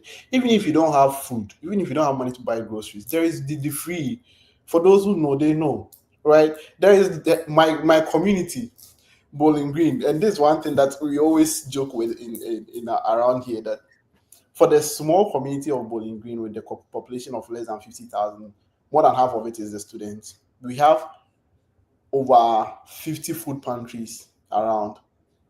So if you don't take care, you might not spend a dime on groceries, because you can move from this pantry to go to that one, to go to that one. You can visit 10 pantries in a day and have 1 month's worth of food. I had a friend here, and I don't know if he's watching or not, but I don't think he ever spent a dime on groceries since he's Because been you know, Fred and Hetty have not been telling us this. So Oh, really? See, they've been chopping and keeping it to themselves. You see life. Thank you for letting us know. Okay. they have God they bless have you. even up to hygiene products for women, Yeah, pads and everything. You don't have to buy it, right? So all these things, you just need to know. You just need to know. For like Bowling Green, if you are smart enough, you not buy some of these things. Groceries, no. If you go to hospital, and now I have 3 friends who are expecting babies, they've not paid anything aside from Medicaid or insurance covering. There are also organizations here who are taking care of international students, paying everything for them. They go as low as giving you car seats for your baby before they come in, baby clothes and everything. And so there are a lot of resources. They are constantly trying to help people. Okay. And so that is the thing. Like, Yeah, it because you is have so easy. mentioned free food, I know that Whiskey and Black, they are listening to us because of food. Tomorrow, I'm sure they'll go and get juju so that they'll get their visa approved. Oh, yeah. Yeah. Yeah. So back to business. I think when you started the intro with Hetty, you were like, some schools you were supposed to write GRE and Gary. other stuff, transcript evaluation, and you were skipping all those things. What informed your decision? And do you think it's advisable for all of us to get the GRE? And do you think if you had written those ones, would it have, let's say, increase your chances of getting scholarship? So if you can Yeah, share 100%. your experience with regards to that. Yeah. Yeah, 100%. I would not lie. Like, honestly, if I had a GRE and had evaluated my transcript, I would have gotten into more and better schools, even for my PhD. I still was hesitant on not writing it just because I was stubborn. But then, if you have the means to and you have the money, please do it. and you It's have the very right mindset for maths. Yes, for maths, please do it. It is very important. Now there is currently like a fight going on. I wouldn't say a fight, but like an argument among some scholars about the importance of GRE, because I know there was a research that was done that proved that there is no positive relationship between GRE holders and their success in grad school. So a lot of grad schools are currently eliminating GRE requirements. It's just a few that are still requiring it. Some of them will say it's optional. All right. But then I think if you have it, in as much as they don't really require it, it gives you a little bit of an upper hand. All right, because now they've been having a lot of good applicants from all over the world. I was I was an assistant to my grad coordinator recently, and I was privy to some of the applications that come in and how they Yeah. evaluate it. Because here we are interested. So if you can throw more light. Yeah, so I was privy to some of the information and how they evaluate some of the applications that come in, right? So they have this scoring system they use, and that is where they start the funding from. So they can admit as many people as they want, but the funding now comes down to the scoring system. So you can miss out on funding based on just point one, 0.1 points. Okay, and so that is where the GRE can come in and save you.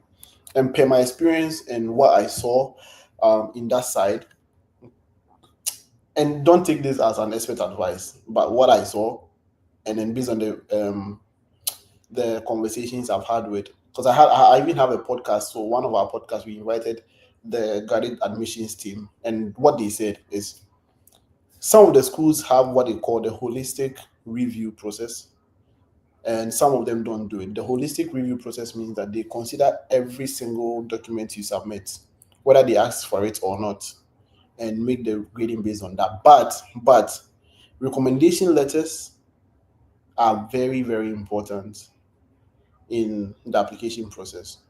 And then recommendation letters and statement of purpose, or what some people call the personal statement, those two are very important when you put out aside the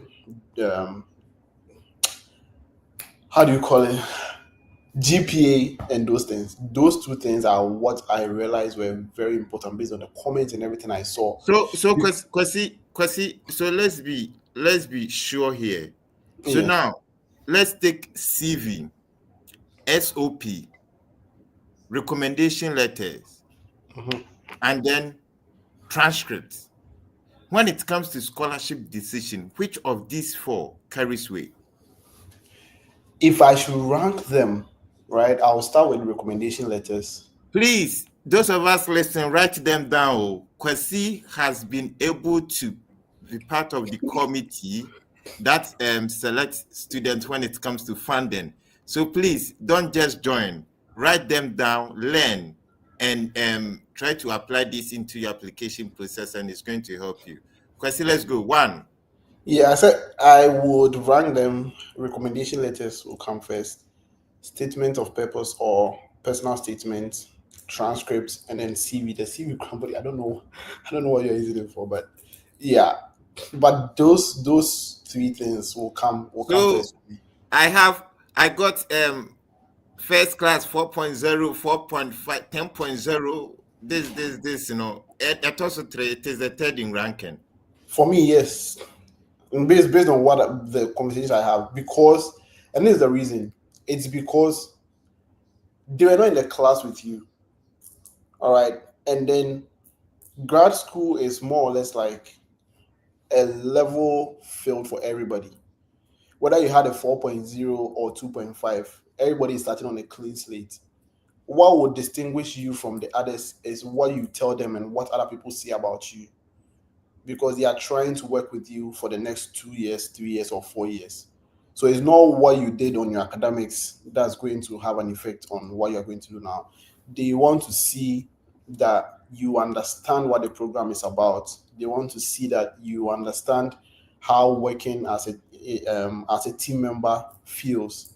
They want to know that you have passion for the program you are trying to apply to. You have some knowledge and you are willing and open to learn. That's one thing that people usually forget, to add that they are willing and able and open to learning. You can say everything you have done. I've done this. I've worked in this lab. I've written 300. I have 300 publications. But if you think that you are not willing and open to learn because of that, then it's your loss. They are not going to care about that. So that is very important. From what I've seen, and that podcast, I think it's still there. Maybe I'll leave a link for people to go and listen to. It's very insightful. It was the Great Admissions Committee, the chair, and another member who came on, and it was yeah. I was shocked myself. I was really shocked, and I was told after I got admitted that I was placed first in the funding process. No, it wasn't because of my master's GPA, and it wasn't because of my CV. It was because of the recommendation letters. It wasn't even because of my personal statement. Because one of my recommenders was, he was the head of the top notch.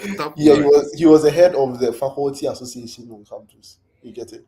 So it was like, this man he barely gives recommendation for people. So if he recommends this guy, of course, who are we to say no?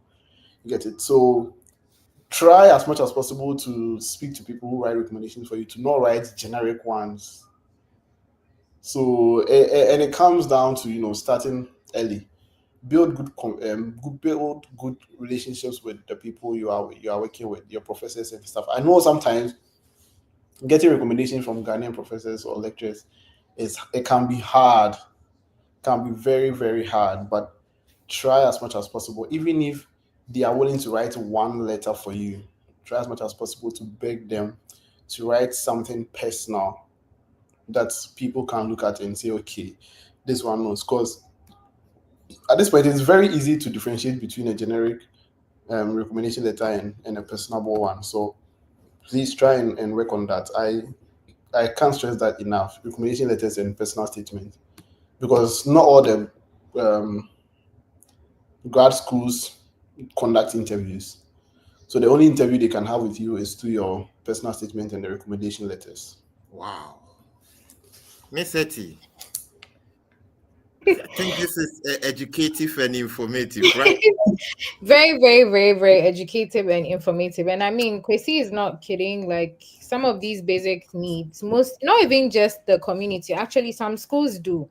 Because I know most schools actually have a pantry where students, both domestic and international students, can just book appointments, walk in there and pick the items that you need. So Yeah. if you're watching us today, you're welcome to the Steady Abroad podcast with the Fred Effect team. And today we have Kwesi Live here, who is dropping some nuggets and sharing his experience with us and just letting us know that if he has done it despite the hurdles in the way and he's here to share his experience, you can equally do the same as well. So I think So, Miss then, Etty, so this is yeah. a quick one. Before you come in with your question, please we want to know if you are learning. Just give us a thumbs up in the comment section, and then let us know which country you are watching us from. Is very, very important for our record's sake.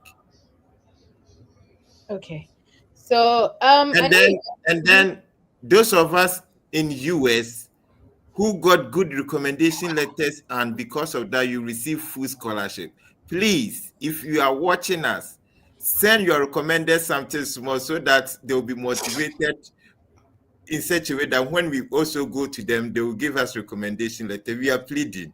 Thank you. Vincent, to continue. that's fine. So, I mean, I was going to ask you a question in terms of what made your application stand out and all, but I know you mentioned recommendation letter because of the um, experience or space that you have been given into to kind of have first-hand encounter with some of this information. So let's dwell a bit about your school and then we'll move into your PhD application. Was there like any specific websites that helped you? Or because your friend was in Bowling Green, you automatically said, you know what, if there's somebody there that has done it, let me go there. And I totally understand because even for me, I had a friend there, so I didn't look anywhere else. I just went straight to that place. So was that also your experience? Yeah, that was my experience, honestly. And I think I've been asking a lot of people that I meet, like a lot of Ghanaian students, like, I saw somebody in a certain school in Boston. I had never heard of the name. I was going there for a program and I never thought I would see a Ghanaian student there. And I met her. I was like, Mm, how did you know about this school? Like, yeah, a friend was here and the friend said that it was a good school. So I think what most people do is by recommendation, like knowing somebody there. I think it makes life easier for you. But apart from that, simple Google searches can also work hard and work well for you. Because I know I got I found University of Minnesota Twin Cities through a Google search. I wanted schools that had that was having good masters with funding in public administration or public policy, and that's how I found University of Minnesota Twin Cities. So I would say first and foremost, it depends on the recommendation because there are some hidden secrets that are not online that you need someone with experience in the school to let you know. Because if I tell you that PhD in Bowling Green is not that fully funded as it is in other schools, you will not know. You will not believe. But you think because it's a PhD, you still pay some minor fee. I know one of my classmates is watching, so she knows, Ruth. But people don't know. And I know there is a friend who is applying right now. She thought it was fully funded, so she was coming on till I told her that, we pay health insurance by ourselves. So if you are willing to do that, then you can come. Right. So these things are not readily available on the school's website or on Google, unless there is somebody there who can share the experience with you. So in as much as you are using the online platforms and Google, if You can find somebody who, oh yeah, if you can find somebody there to share their experience with you, it's very, very, very important. Ruth Yeboah is also like, she's my classmate. She came from um, Grand Grand Rapids, Grand Valley State University also. And we had a conversation. I told her the truth about Bowling Green before she came. So it wasn't a surprise. So I think that's very important, trying to find somebody or like a Ghanaian community. Some of the grad coordinators are very cool and nice that they can link you to some Ghanaian students, or the international student services can do that so that you have conversations with people before you apply. Okay, so now let's talk about your course of study. Okay, you came from political science and Russian background into Yeah. public administration, and now you're currently doing a PhD in media studies. Different. There's so much So much going like, on. like a whole lot of things. Like because I mean, we moved from your undergrad to your bachelor's, but I mean to your grad school before getting into your PhD. But if you could just like touch on how you were able to connect all of these things and then bring us to your PhD, then we can have the conversation around your PhD as well. Yeah, so one the beauty about grad school is the fact that you are not limited to what you did in your undergrad. Okay, so you are free to move around and explore, and that is exactly what I did to explore other places. I love political science. I love Russian. I still speak Russian a little bit, but I just wanted to explore something else because public administration was also something I wanted to do for my undergrad. But University of Ghana does did not have like I think a major in public administration alone, or I just didn't get it. So after my Russian and political science, I was like, maybe there's a time to go there. And you know, I did it. It was nice, but I still wasn't feeling fulfilled, right? So what led me back into media and communication, or what led me into media and communication and not back to political science, was the fact that when I was still an undergrad in University of Ghana, I volunteered at Radio Universe, which is the campus radio station for the school, and I loved it more than anything. It was like the highlight of my stay in UG. So when I was now thinking about PhD, I mean a PhD in public administration, they were there, but I just once again wanted to explore something else and see because I wasn't. I mean, the MPA was fine, but I wasn't really feeling it. I didn't think I would have been fulfilled working in that field. So I decided to give the PhD in media and communication a try. And I think now, finally, I can say that I found my place. This is what I think I want to do. This is what I would be happy doing for the rest of my life if I'm to stay in there in academia or even in the industry. I think that is what I would love to do. And so it's also about so some people I know, even I think Fred did 2 masters, right? You can do 2 or 3 masters just to explore and see which one is. Because for me, I felt that this was my only chance um, to be in school and to carve my niche properly before I leave and go and work. Because going to work and coming back after feeling unfulfilled is difficult. Trying to get there. So I thought this was my chance, and I took it. And I think now I'm in a space where I feel very comfortable doing research, talking about people. I feel very happy in my department. It's like so I tell people, people see my life and think, is this boy really doing a PhD? Yes, I'm doing a PhD, but it's because I'm doing PhD in something I really love and I have passion for. So it doesn't look like I'm struggling. And that's how grassroots is supposed to be like. Don't go and take a course that you know you don't like and come and struggle because the US can be very lonely. So doing something you don't love can worsen your anxiety and your depression. Right? Doing something you love, at least when you are reading, because the US professors, they can give you a lot of things to read. So if you are reading things in a space or in a field you are not interested in, it's twice as hard as reading in a space that you are interested in. And that's why I find myself now. Like right now, I see a research paper in media and communication, and I'm interested in reading it. I I've never felt that way before. So I really advise people, the fact that you want to study abroad doesn't mean just taking any course. Make sure it's something that you really want to do. I mean, you can be like me and try to explore other spaces, but you may not have it just like I did. I came to Bowling Green, and one thing that lowered my anxiety in public administration was the fact that I had friends. Right. So every vacation, I would either go to Virginia or New York or Maryland to go and visit my sister or my friends. You might not have it as I did. So please make sure you are looking for something that you love. Yeah. I So, see. Miss Etty, just to chip in this. So, Kwesi, it's like you are the Abraham in the Bible. Oh. Hey, If you had really? not moved to US, no, so it is you wouldn't have received your blessing. Oh. Is that the case? I think so. I think so. Honestly, I sometimes, right, when I'm talking to my friends or my family, I ask them or I ask myself, like, would I be living this life, or would I be comfortable having these things if I was in Ghana? I don't think so. I don't think, like, even being able to afford a MacBook back in Ghana, it would have been a struggle, bro. So everything I have now, it was due to the fact that I moved, and that is a fact. It might not be the same for everybody. There are some people who will be very successful in Ghana. They don't have to move an inch, just stay where they are, and you're going to be very successful.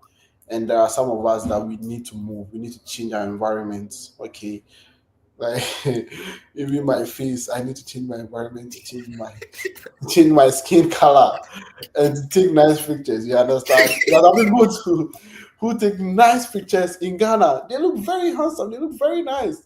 But some of us, our pictures in Ghana, if you compare it to our pictures now, nothing. Look, if I go and stand outside and take a picture right now, I'll be looking like an angel. Okay, now some people too will take the same picture in Ghana, so it depends. It depends on everybody, but I think that for me, traveling worked, and maybe Russia showed me that traveling can indeed work for me, and that is why I took. One of my friends is watching, Winifred. I think she's in the UK now. She said she's your cousin Hetty, Winifred Trinidad. Yeah, she's my cousin. Yeah, she can attest to the fact that when we're in Russia, that's what we're talking about. Like, hey, so if we had not come to Russia, we didn't know we're this nice, so we didn't know we had this nice color, right? So it's one of the things. Sometimes traveling alone, like. That's interesting. Oh, so now when you say that's true, because she's also not in Ghana, so it took her going to Russia to also travel outside of Ghana. Oh yeah, that's the secret. I'm telling you. If she had not gone to Russia and taken those pictures, she wouldn't have known that. It only makes sense. So, if you're joining us today, again, this is the Study Abroad podcast with the Fred Effect, and we've been having a conversation with Kwesi Live, and he also has a YouTube channel also called Kwesi Live. So you can go on there, watch his experience. I remember watching your video when you were traveling from Ghana to the US, because I Oh, think we're still in the 2022 mock session group chat, and you dropped the link and I watched it because it was very interesting. And as he's saying, there's so much difference. When you go there, you might think that is it the same person that I saw on Freddy Fox Live? Yes, that's the same. yes.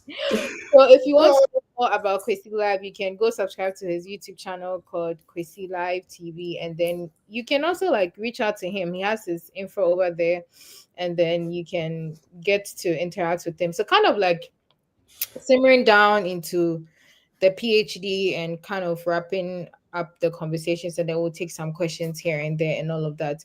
I just want to know, like, how was the transition period for you, like from grad school? Because I know you finished in May and then you went straight into PhD. Why didn't you opt to work before getting into the PhD? And what kind of was your drive to get into a PhD and even media studies as such? Because you came from a public administration background.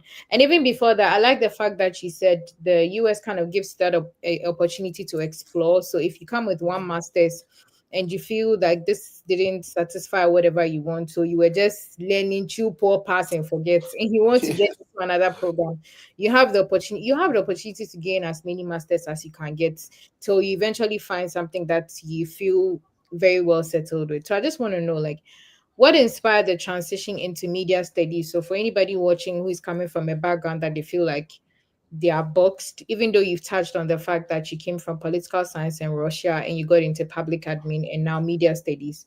For someone watching you today, if the person also feels like I'm doing public admin, but I also want to branch into media studies, what do you think was the drive for you? And what would you say to somebody who wants to also walk in your footsteps? Yeah, so I think the main drive for me was when I look back at my days at the University of Ghana, and I tried to find what made me happy when I was schooling there. Right, I try to look at my course, um, my friends, and what I did on campus. So I came down to the fact that most of my best moment was when I was a volunteer at Radio Universe. It was the highlight of my stay in on campus. Right. So looking back at that, I was like, you know what? I think this might be it. Like doing something in media and or communication might be the field for me. So applying for the PhD in media and communication, it was a little bit of a gamble because I was like, this is it. If this one does not work for me and if I don't feel fulfilled in this field, I may either have to go back to Ghana or go and work somewhere. Right. And so it was a tough decision for me to make until I got in, and for my first class, my introduction to media and communications class, I was like, yeah, this is it. This is exactly it. And so sometimes I think it takes a little bit of a reflection upon your past to try and realize this is what I really need to do. Sometimes there are different motivations why people take certain courses. And Hetty, you might know or you might not know this, but if you know Ghanaians living in the US, especially people with documents or like green cards and citizens, you might know that a lot of them like doing the nursing program. A lot of them, because it's very lucrative. Money, there is money over there. But I know some of them, and they are not as fulfilled or happy as they want to be. Right, so there can be that motivation of, oh, this career pays more, this career has a lot of benefits, and that for me, I wanted to choose a space where I can be happy, less depressed, and still make a living. And that is why I chose this. I mean, I'm not the smartest person on earth, but if I wanted to do computer science or venture into IT, I could have done it because that's where the money is right now, right? I even had a conversation with the masters in sports management because I love sports, I love football a lot. But then it came down to this is what I think I can do for the rest of my life and not get bored.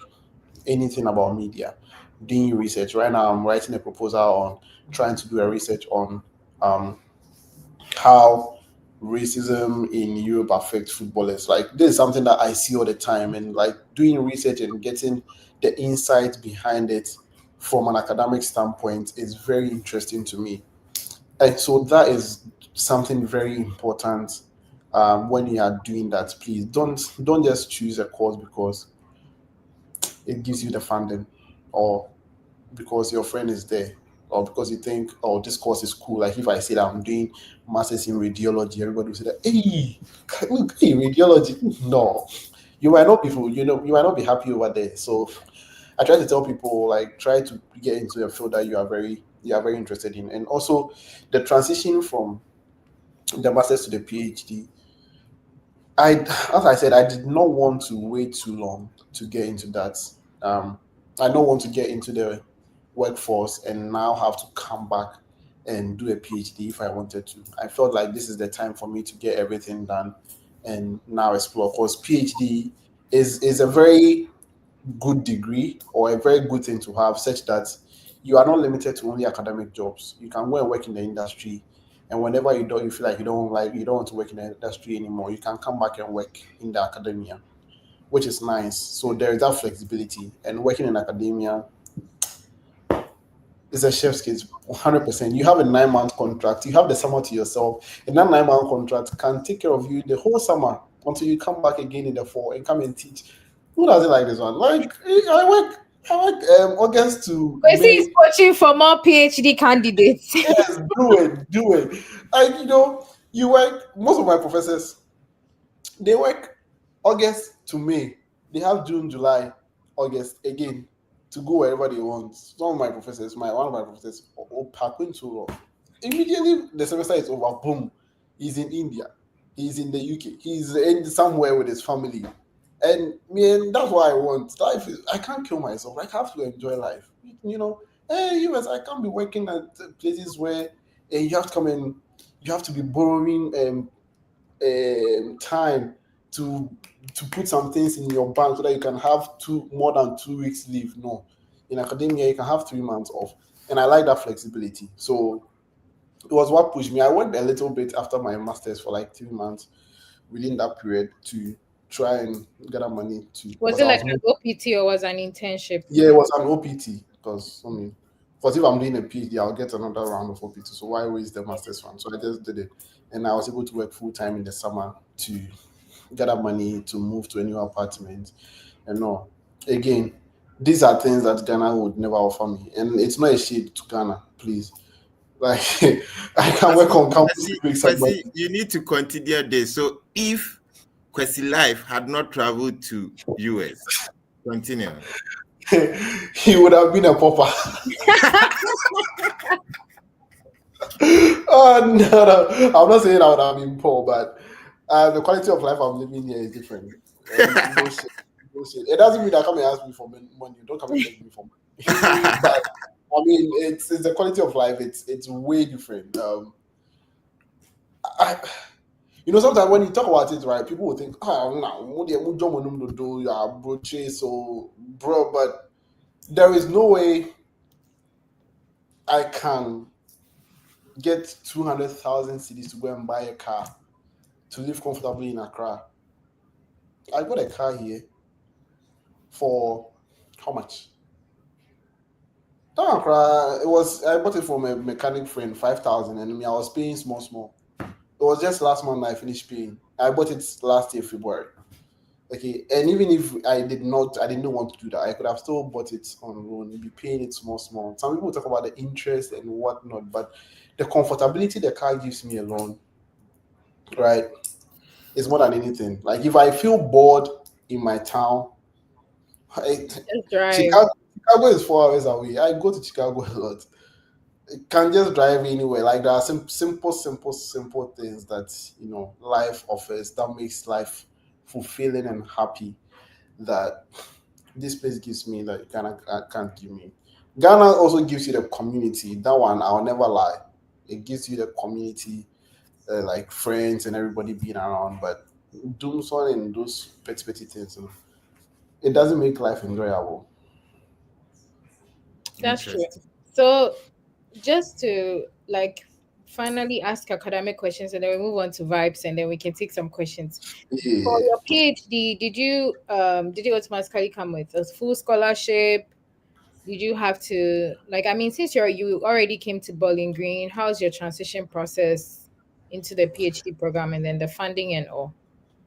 Good question. I almost forgot this. So my PhD was also not rosy. My PhD admission, it wasn't rosy because I was very late to applying for the PhD in Bowling Green because at a point I was like, I'm done with Bowling Green. I want to go somewhere else.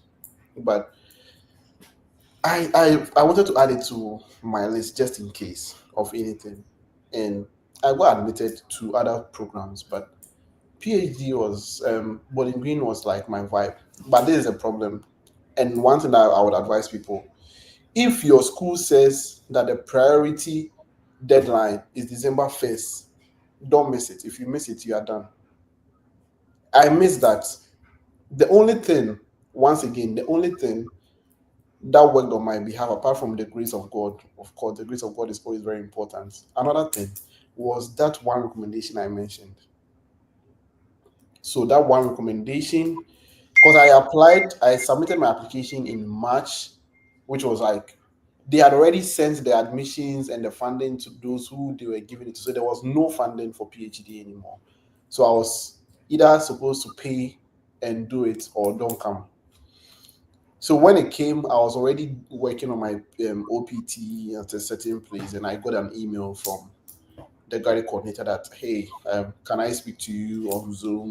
I think there's a funding for you, blah blah blah. So I met her on Zoom, and she said, oh, luckily there's this funding that has become available. I don't know where they put it from, but me, I don't care. I'm here. So it comes down to that one, that thing I'm talking about, the recommendation. Because for me, I don't think I was the only one who applied with a 4.0 GPA. There were quite a number of people who had 4.0 GPA from their masters. There were people who were coming from physics who had like good quantitative skills than I do, right? There were people who were coming from different like good places, and there were American citizens too, right? So what made me stand out? It was the recommendation, and that's the only thing I could say. So the recommendation then now gave me the funding, but for my program, the PhD, they send you the admission and the funding at the same time. So if your letter comes without funding, then you know that you did not get funding. You may probably have to wait or pray that something happens for them to give you the funding. So I got the funding later on, and then as I working around, started preparing to and come and start my program. So it was quite challenging. It was like 2 weeks of not hearing from them, and then all of a sudden I got that email. So it's not the same everywhere. I know some places they don't even admit you if they don't have funding. Ohio State is one of those schools for their PhDs. They don't have funding, they will not even admit you. They Yeah. want every one of their PhD students to be fully funded. So it works differently. There are some places. So if you get your admission letter and it comes without funding, ask whether you are going to hear from them. If you are not going to hear from them and they say the funding is finished, start looking elsewhere. If you are lucky and you get a message, a call from them that you've been given funding, that's fine. But don't wait for them to um, do all that. Start looking for different options, and don't apply to just one school or two like I did.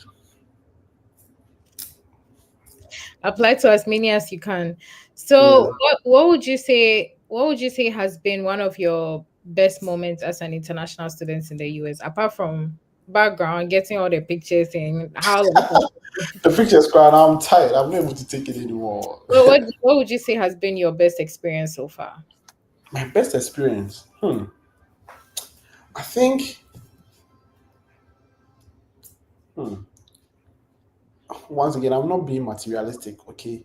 Okay, but I think it is moment. It's not just a moment. It's being like a lifestyle. It's just being the change. The change in myself, my personality, my outlook, and my experience in life alone. It's been a massive one. And the second one would be the opportunities to travel to a lot of places.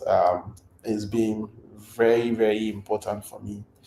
Oh, and one thing, take it on the low, Ghanaians or people watching from Ghana. I One of the hassle freest visas I've ever gotten was a 10-year Canadian visa, and it was because I was here. That visa, if I tell you that I did not put any effort in it, I was like doing one. I will just do one. I will log in and do one thing on a day, and then the following day or like a week later, I'll come back and I'll do another thing, and I still submitted it, and they still gave it to me only because I was in the US, right? And I got a chance to travel to Canada, and I still have that visa, which will expire somewhere 2030 or so. So that it's also a perk of living in the US. So because when I didn't even have money in my bank account. I just submitted my pay slip for my school. It's like, this is what I'm making for my school. If you give it to me, fine. If you don't give it to me, take your money. And they still give it to me. So I think it's one of the perks of, one of the best moments of living here. Like, it made me understand how sweet it is to have good passports and to be. That's interesting. So, for somebody watching you today who is also about to embark on their journey, what would you say there was something you wish you know now that you wish you had known when you're about to start your application process? I think if I had known about the importance of some of the documents, like recommendation letters and statement of purposes, I would have put in a lot more work in that, and I think I would have gotten more admissions than I did. Right. So I did not know. Me as a Ghanaian who has gone to school in Lincoln, we always think GP, GP, like academic GPA. Unfortunately, it's not the biggest one. And honestly, even though they don't require GRE now, I wish I had taken it because it doesn't spoil anything.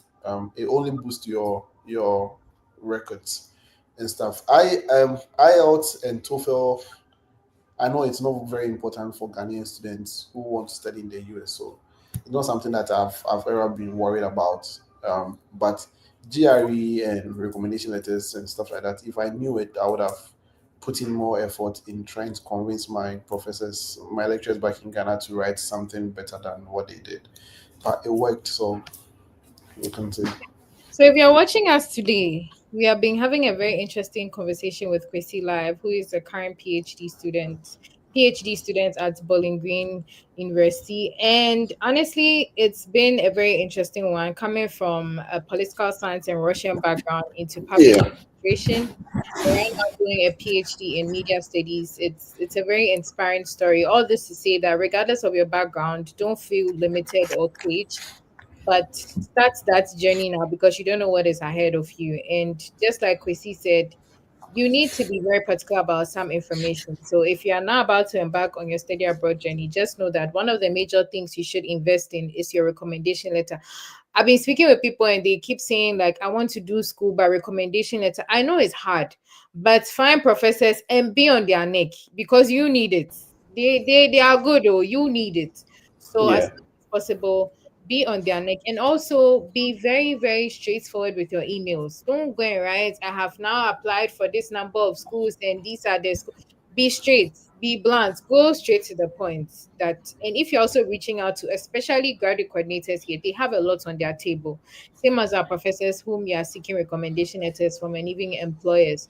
So be very direct, go straight to the point, and then ask your question exactly as it is. And don't be like beating about the bush and all of that. Just be direct and Yeah. ask your questions. So I don't know. I just want to ask one last question and then I'll hand over to Ben. Like, what do you miss most about Ghana? I know you're speaking about community, but Yeah. what do you miss about Ghana? Ghana, I miss my mom. I really miss my mom. I miss the vibes. Honestly, even the music. I know I have Apple Music, but sometimes just walking around Kaneshi and seeing people dancing on the streets alone is like stress relief. You understand?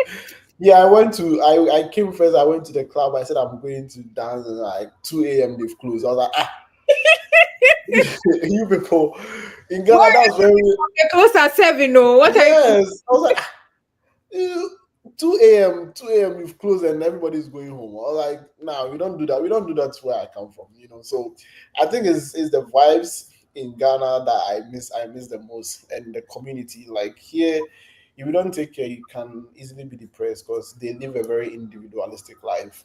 Um, my first apartment I lived in, 2 years I lived there. I never saw my next door neighbor ever. It can never happen in Ghana. So if you are, there's been so many issues or like so many incidents here where somebody has suffered like or even passed away in the apartment without nobody knowing because of the kind of lifestyle they live in. For that, I miss a lot about Ghana. Like you can never be sad in Ghana. You can't be depressed. That's why therapists don't get money in Ghana because we are our own therapists. But here it's quite different. So I really miss that. I really miss that about Ghana. I can't really talk about the food because I get some to eat here. So I wouldn't mention. I know it's a cliche thing, but the vibes in Ghana, it's nice. So if you find a Ghanaian community wherever you are, if you go to for those who are studying in Anna Maria College in Boston and the Worcester area, they They don't really miss Ghana. are good. Columbus, Ohio, Columbus people, they don't miss Ghana. Yeah, The New good. York people, they don't miss Ghana, but those of us far away, we always miss Ghana because it's a vibe. Interesting. So I'll hand over to Ben if he has any questions, and then we can. Yes, those of us far away, we always miss the vibe. I like the Jama or the Ghana Jama, Oh but yeah. unfortunately now we can't have access to it, which is very sad. Yeah, so that's an interesting one. So, Kwesi, now I'm attaching doctor to your name, Dr. Kwesi Live. Hey, thank you. We are still Dr. going. Kwesi Live, some of us are very sick, okay? Because our Wesley results just came in. Some of us, we've gotten F9 throughout. Some of us, we have also attended visa interviews 4 times, 5 times, 8 times, and still not getting approval. Some Yeah. of us too, we've tried applications upon applications, no funding.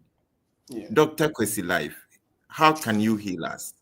Hey, But healing. please, before doctor comes in with the medicine to heal us, I want you to type your answer in the comment section. When it comes to getting scholarship, based on today's conversation, which requirement carries much weight?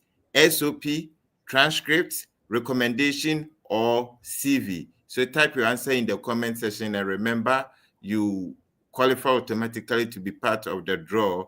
And if you are being selected, you are likely to be mentored by the Freddy Fed team throughout the process. And since Kwasi is here, maybe Kwasi will be willing to handle our lucky winner for today.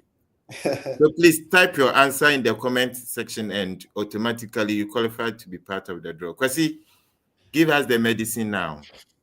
Yeah, so one thing I've always told people who have contacted me, people who have gone through series of rejection with bad grades or just not getting it, I always say one thing: you only lose if you quit.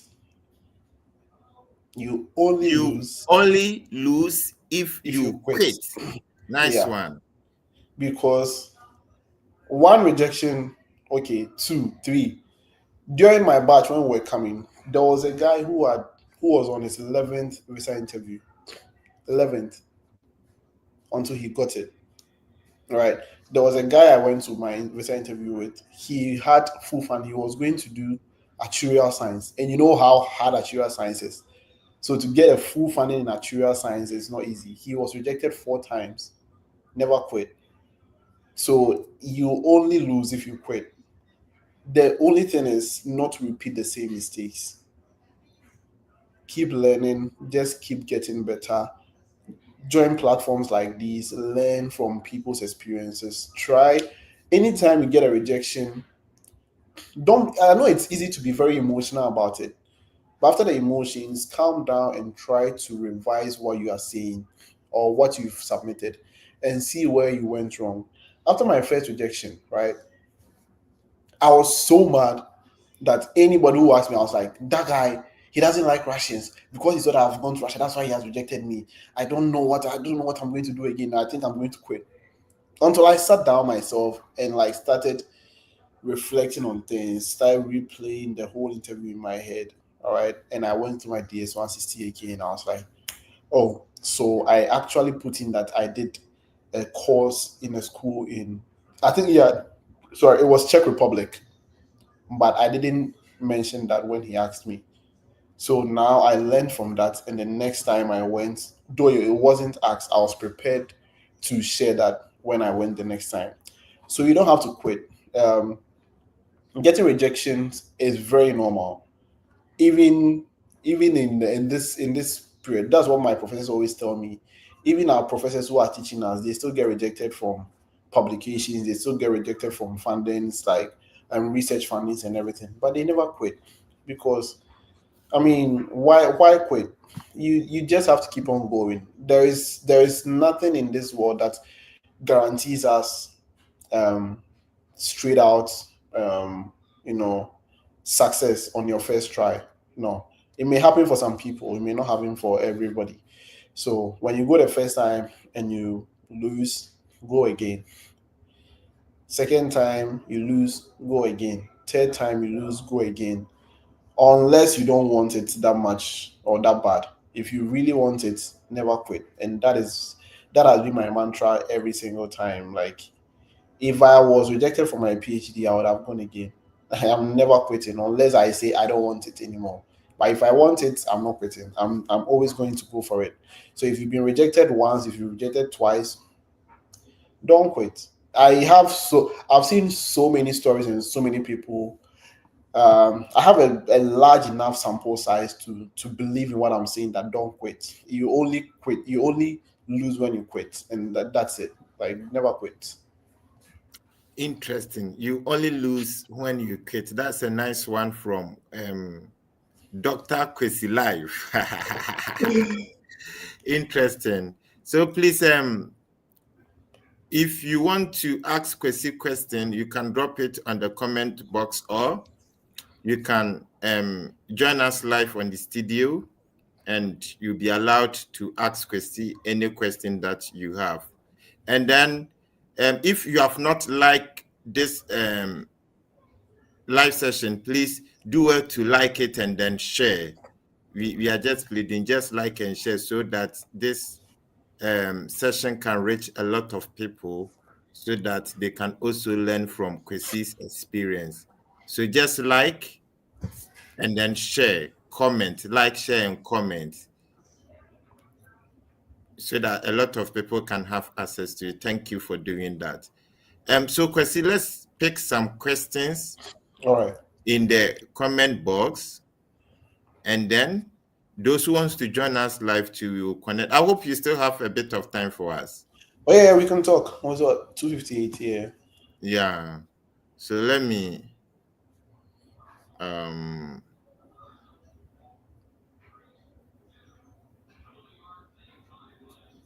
okay, let me see. Yeah, please, let's keep on liking the session. Okay, so we have one question here. It's just an addition. It says the SOP carries the value of what you are coming to their school to do. So it entails a lot. That is your basic. Okay, so that's a nice one from Carlos. This one too from Jafta. He says the most important document that carries a lot of weight is the recommendation letter and SOP. Interesting one. Thanks for sharing, Jafta. I have 3 years diploma and 2 years top-up degree. I want to evaluate my transcript. Can I add the 2 or 3 years diploma? Can I add the 2 or 3 years diploma? Is it enough for the evaluation? Okay. Can I add the 2 or the 3 years diploma is enough for the evaluation? So I would say it depends on the school that you are going to. Okay. So for some of these specific questions, try as much as possible to ask them, the guided coordinator. But if you can afford it and do it, I always say, how do they say it, Self? Too much meat, too much soup, not is spoil, but whatever. Too much meat does not spoil the soup. The soup, yes. So if you can add the 2 years to it, do it. One thing I know is that they never reject additional information, but they reject an application that has insufficient information. Oh, okay. So you can add more. I think never go below. this is a nice take home. They don't reject enough or excess information, but they reject insufficient information. That's a nice one from Kwesi Life. We have to add your picture and put this quote under it. 2025. Yeah, that's nice one. So please, if you can add your transcript or your transcript and evaluate them together, that's nice. This is what Kwesi is trying to say. This is from John. He said, I have a first degree in psychology and management without research. Can that offer me an opportunity to pursue masters? 100%. I had no publication when I applied for my PhD even, and I still don't have any publication. I'm still writing. So that's why I keep saying that in your SOP, show them that you are willing and open to learn, because the PhD and the masters is supposed to teach you how to do research. They don't admit people who are already made. That's not what they are looking for. They are looking for people they can train and call their own. So it is, yeah. For psychology, I know for some of the PhDs, they look for people who have some practice in it, especially clinical psychology.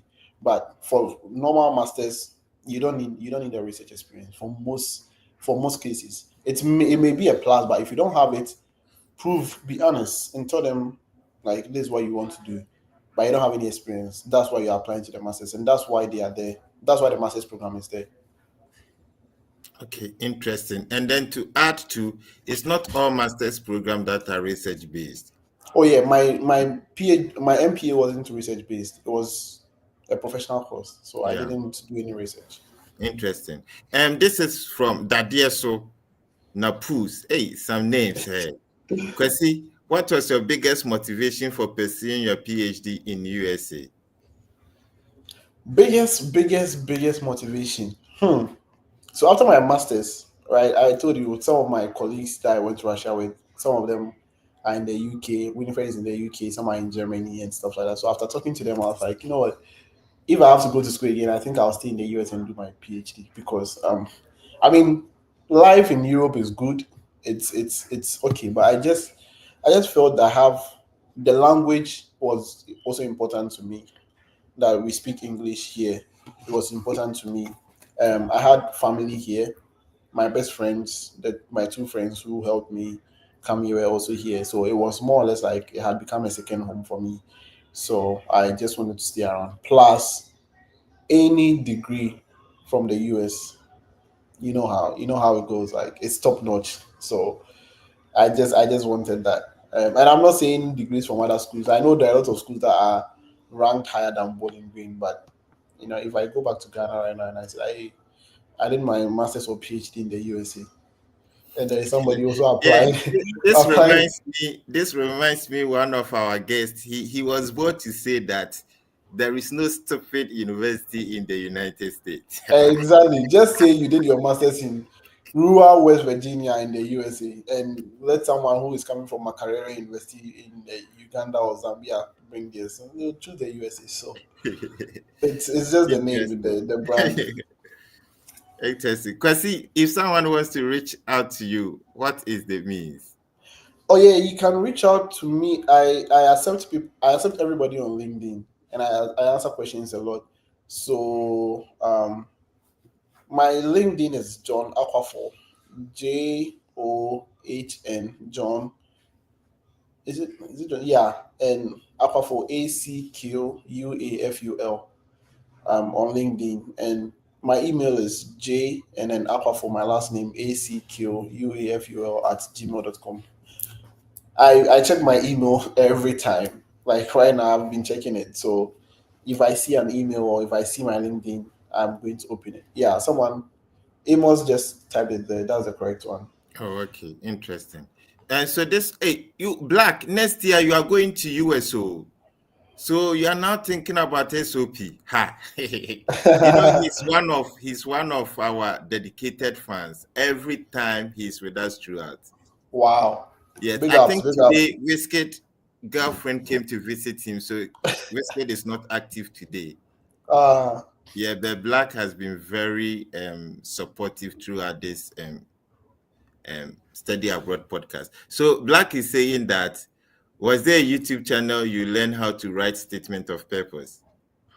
Oh no, not statement of purpose. Black wants to say that, show him how to write statement of purpose. You see how he's putting the question. Yeah.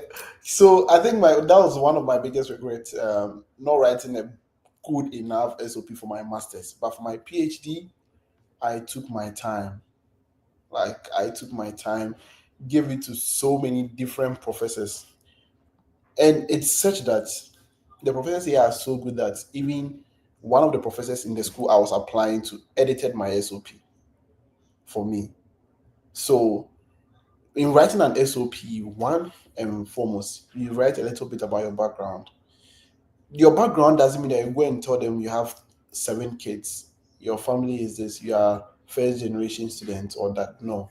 Your background should be relatable or should be related to what you want to do, your academics. All right. So your background, your school, where you're coming from, maybe your GPA, and then why you want to take the program. Then you go into detail about if it's, for example, for media and for PhD in media and communication, my area of research is on identity politics on social media and how it affects voter behavior. So I just said, in Ghana, I know there's a lot of identity politics where people who are MPP are always like, me as Antinity and I'm MPP, ni," or people who are maybe Voltarians will say they are NDC because they are Voltarians. So I just explained this issue to them, and I said now it's being prevalent on social media, and so I want to evaluate and research how that kind of conversation shifting from traditional media to social media is affecting voter behavior in Ghana. All right. And then sometimes some of the program will require you to mention a specific professor in the department whose research you resonate with. So I just connected it to one or two professors there that these people's research is in line with what I want to do. And so I want them to mentor me. There are people that I would love to work with. And then you close it by praising them. Praise them, let them know that their program is good. And then what you can contribute as someone who is coming from this background, you can contribute that, and also that you are also open and willing to learn from your colleagues and the different professors over there. And I think that should be good. That's like a very quick rundown. Yeah, that's an interesting one. And I think most of the times, if you check the different university websites, you know that they give some criteria. Yeah, yeah. Yes, so you have to also pay attention to the criteria which the university has specified so that you don't really deviate. You see, so when you're able to read all these requirements, it can also help you to put together a very nice SOP. And this is from Michael Manfo. Um, I have BSc in Electrical and Electronic Engineering with CWA of 78.5%. Can I apply for PhD in Electrical Engineering with my BSc without master's degree? Yeah, so that's one thing USA does better than other countries. You can apply straight from your BSc to a PhD. You just have to prove that you are willing to, and then you graduate with a joint master's and PhD.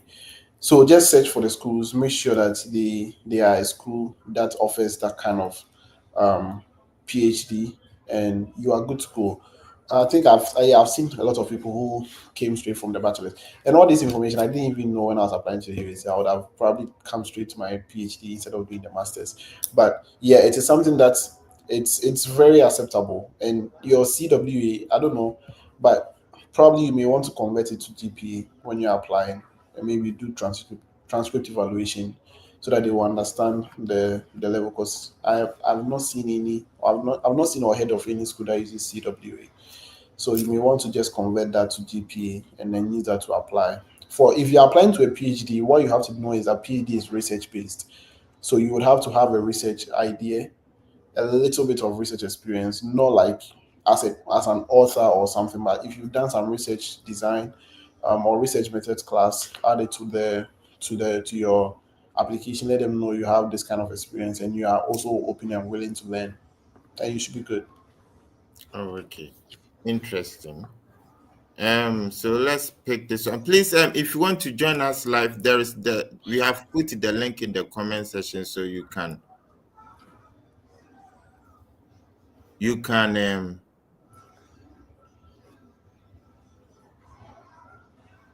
click on it and join us live to ask any question that you have. So Black want to know, did you write SAT or IELTS when traveling to Russia? No, I did not go and study like full time in Russia. I just went for an exchange program in Russian language. So I didn't need that. And I've not heard of anyone having to write SATs for Russia or IELTS. For anything, they want you to study their language. So they have 1 year preparation program that they can make you do and learn the Russian language before you start your studies over there. So for them, they are very, very relaxed. They are very low tuition fees, so it's not difficult to get admission into a Russian school if you have the right credentials. But SATs, I think, is for just the US schools or just a few, maybe US and some Canadian schools and maybe Australia or some other places. It doesn't transcend to Russia. Okay, let's pick this one from Pete. Hello, please. I have gotten admission to Lewis University, August 2026, but my interview coming Thursday. Will it Will affect it me? affect me? Um, so I'm not really privy to the current trend, but I know that you can go for your interview now, and if you qualify, they might not give you the visa stamp now. They would make you submit your passport when when you have 60 days to travel to the US, then they can give it to you. I don't think that has changed. I've not seen any policy that has changed that particular situation. So to the best of my knowledge, you should be good. I don't know if anyone has any idea that they've changed that kind of policies, but I think if you have your interview date, it's okay. You can go for it. If you are approved, then they can give you your visa when it's due. Oh, okay. Fred, would you like to add to this?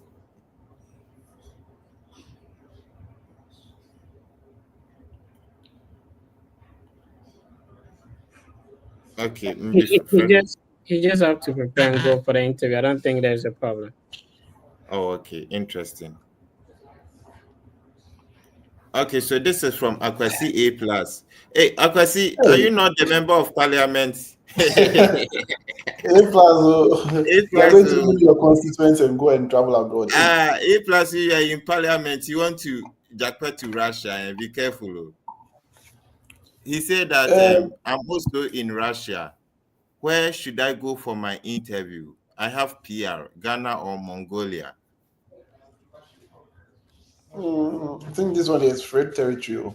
I've not followed the thing for a while now. But see, they thought you stayed in Russia for like 3 to 5 years. So. It was just 9 months. So I think the US embassy in Russia has been closed down. So I don't think you can do your interview there. And you can't go to Mongolia because you don't have permanent residence over there. So you probably have to come back to Ghana to do it.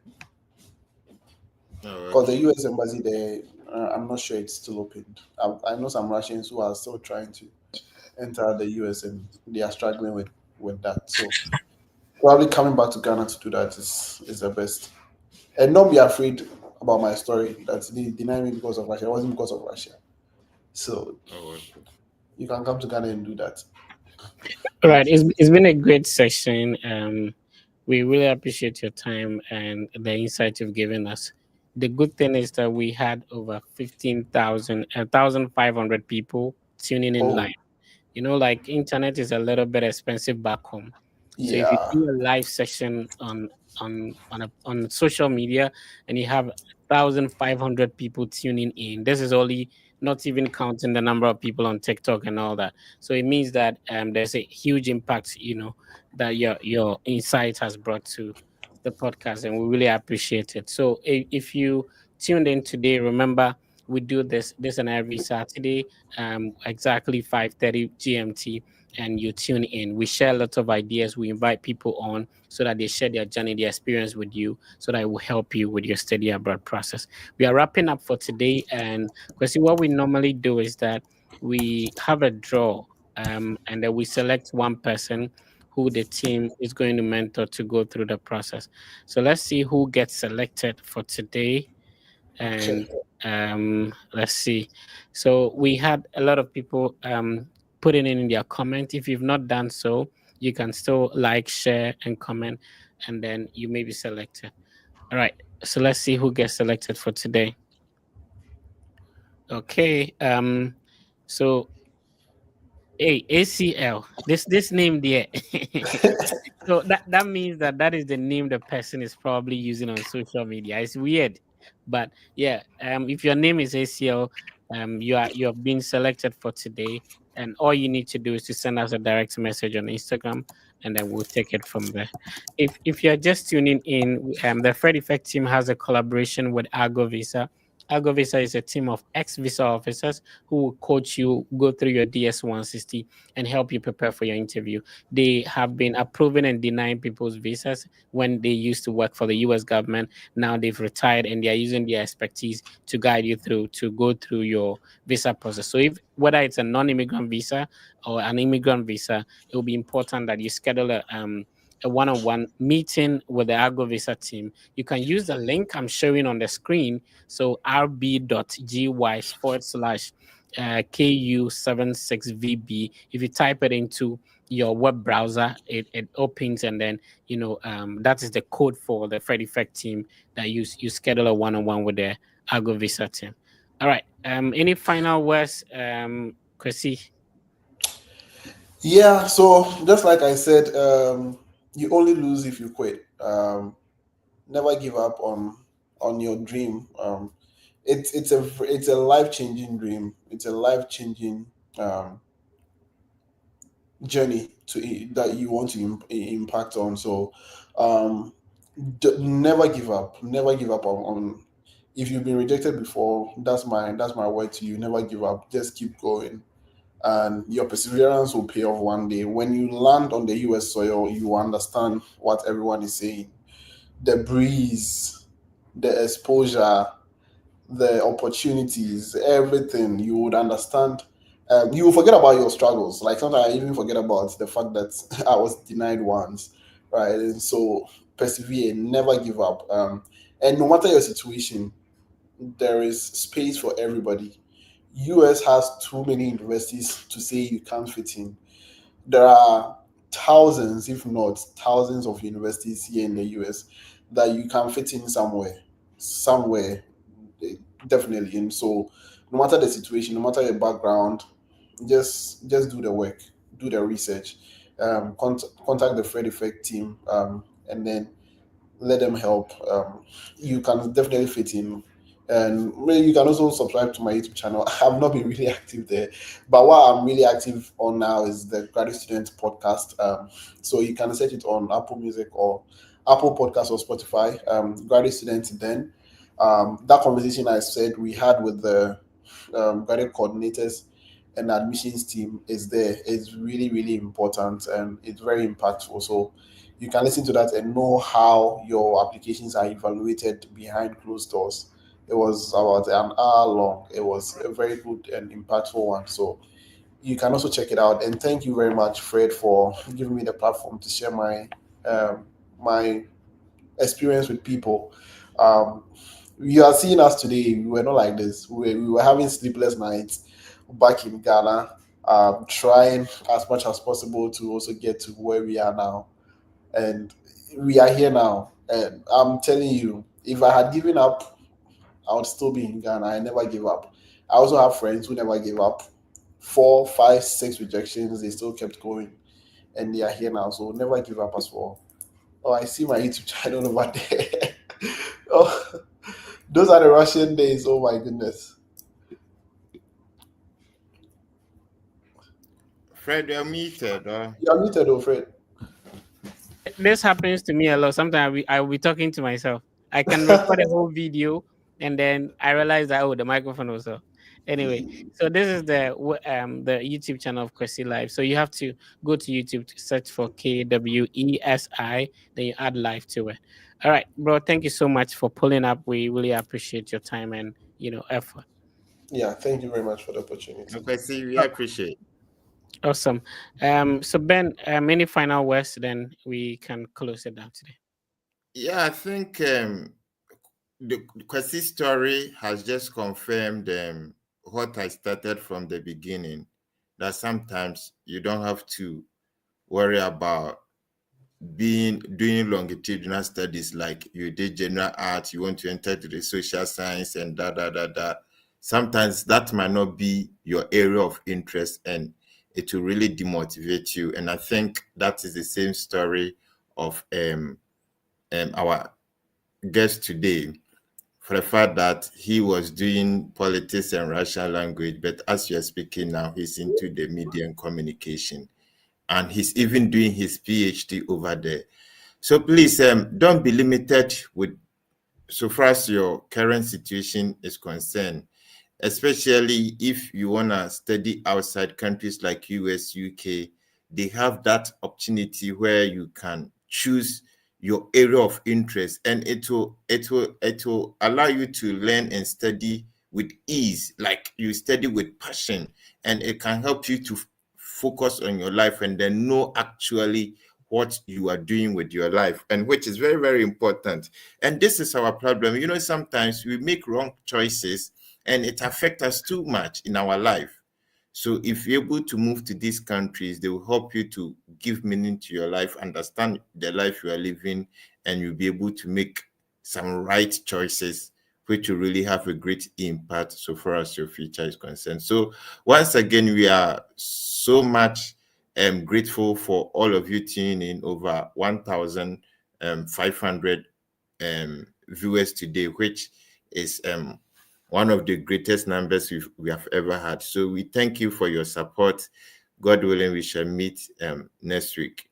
Yeah, if you need help, just send us a message directly on Instagram, and then we'll be happy to respond to you. Also, you can use the link I'm sharing on the screen, which is selar.co/4GIW, to schedule a one-on-one session if you need help with your application. It's been a great session, and we appreciate everybody for joining, and definitely we'll see you next week. So yeah, thank you very much for tuning in. It's been a great session. Please be positive and know that everything will be fine. See you next week.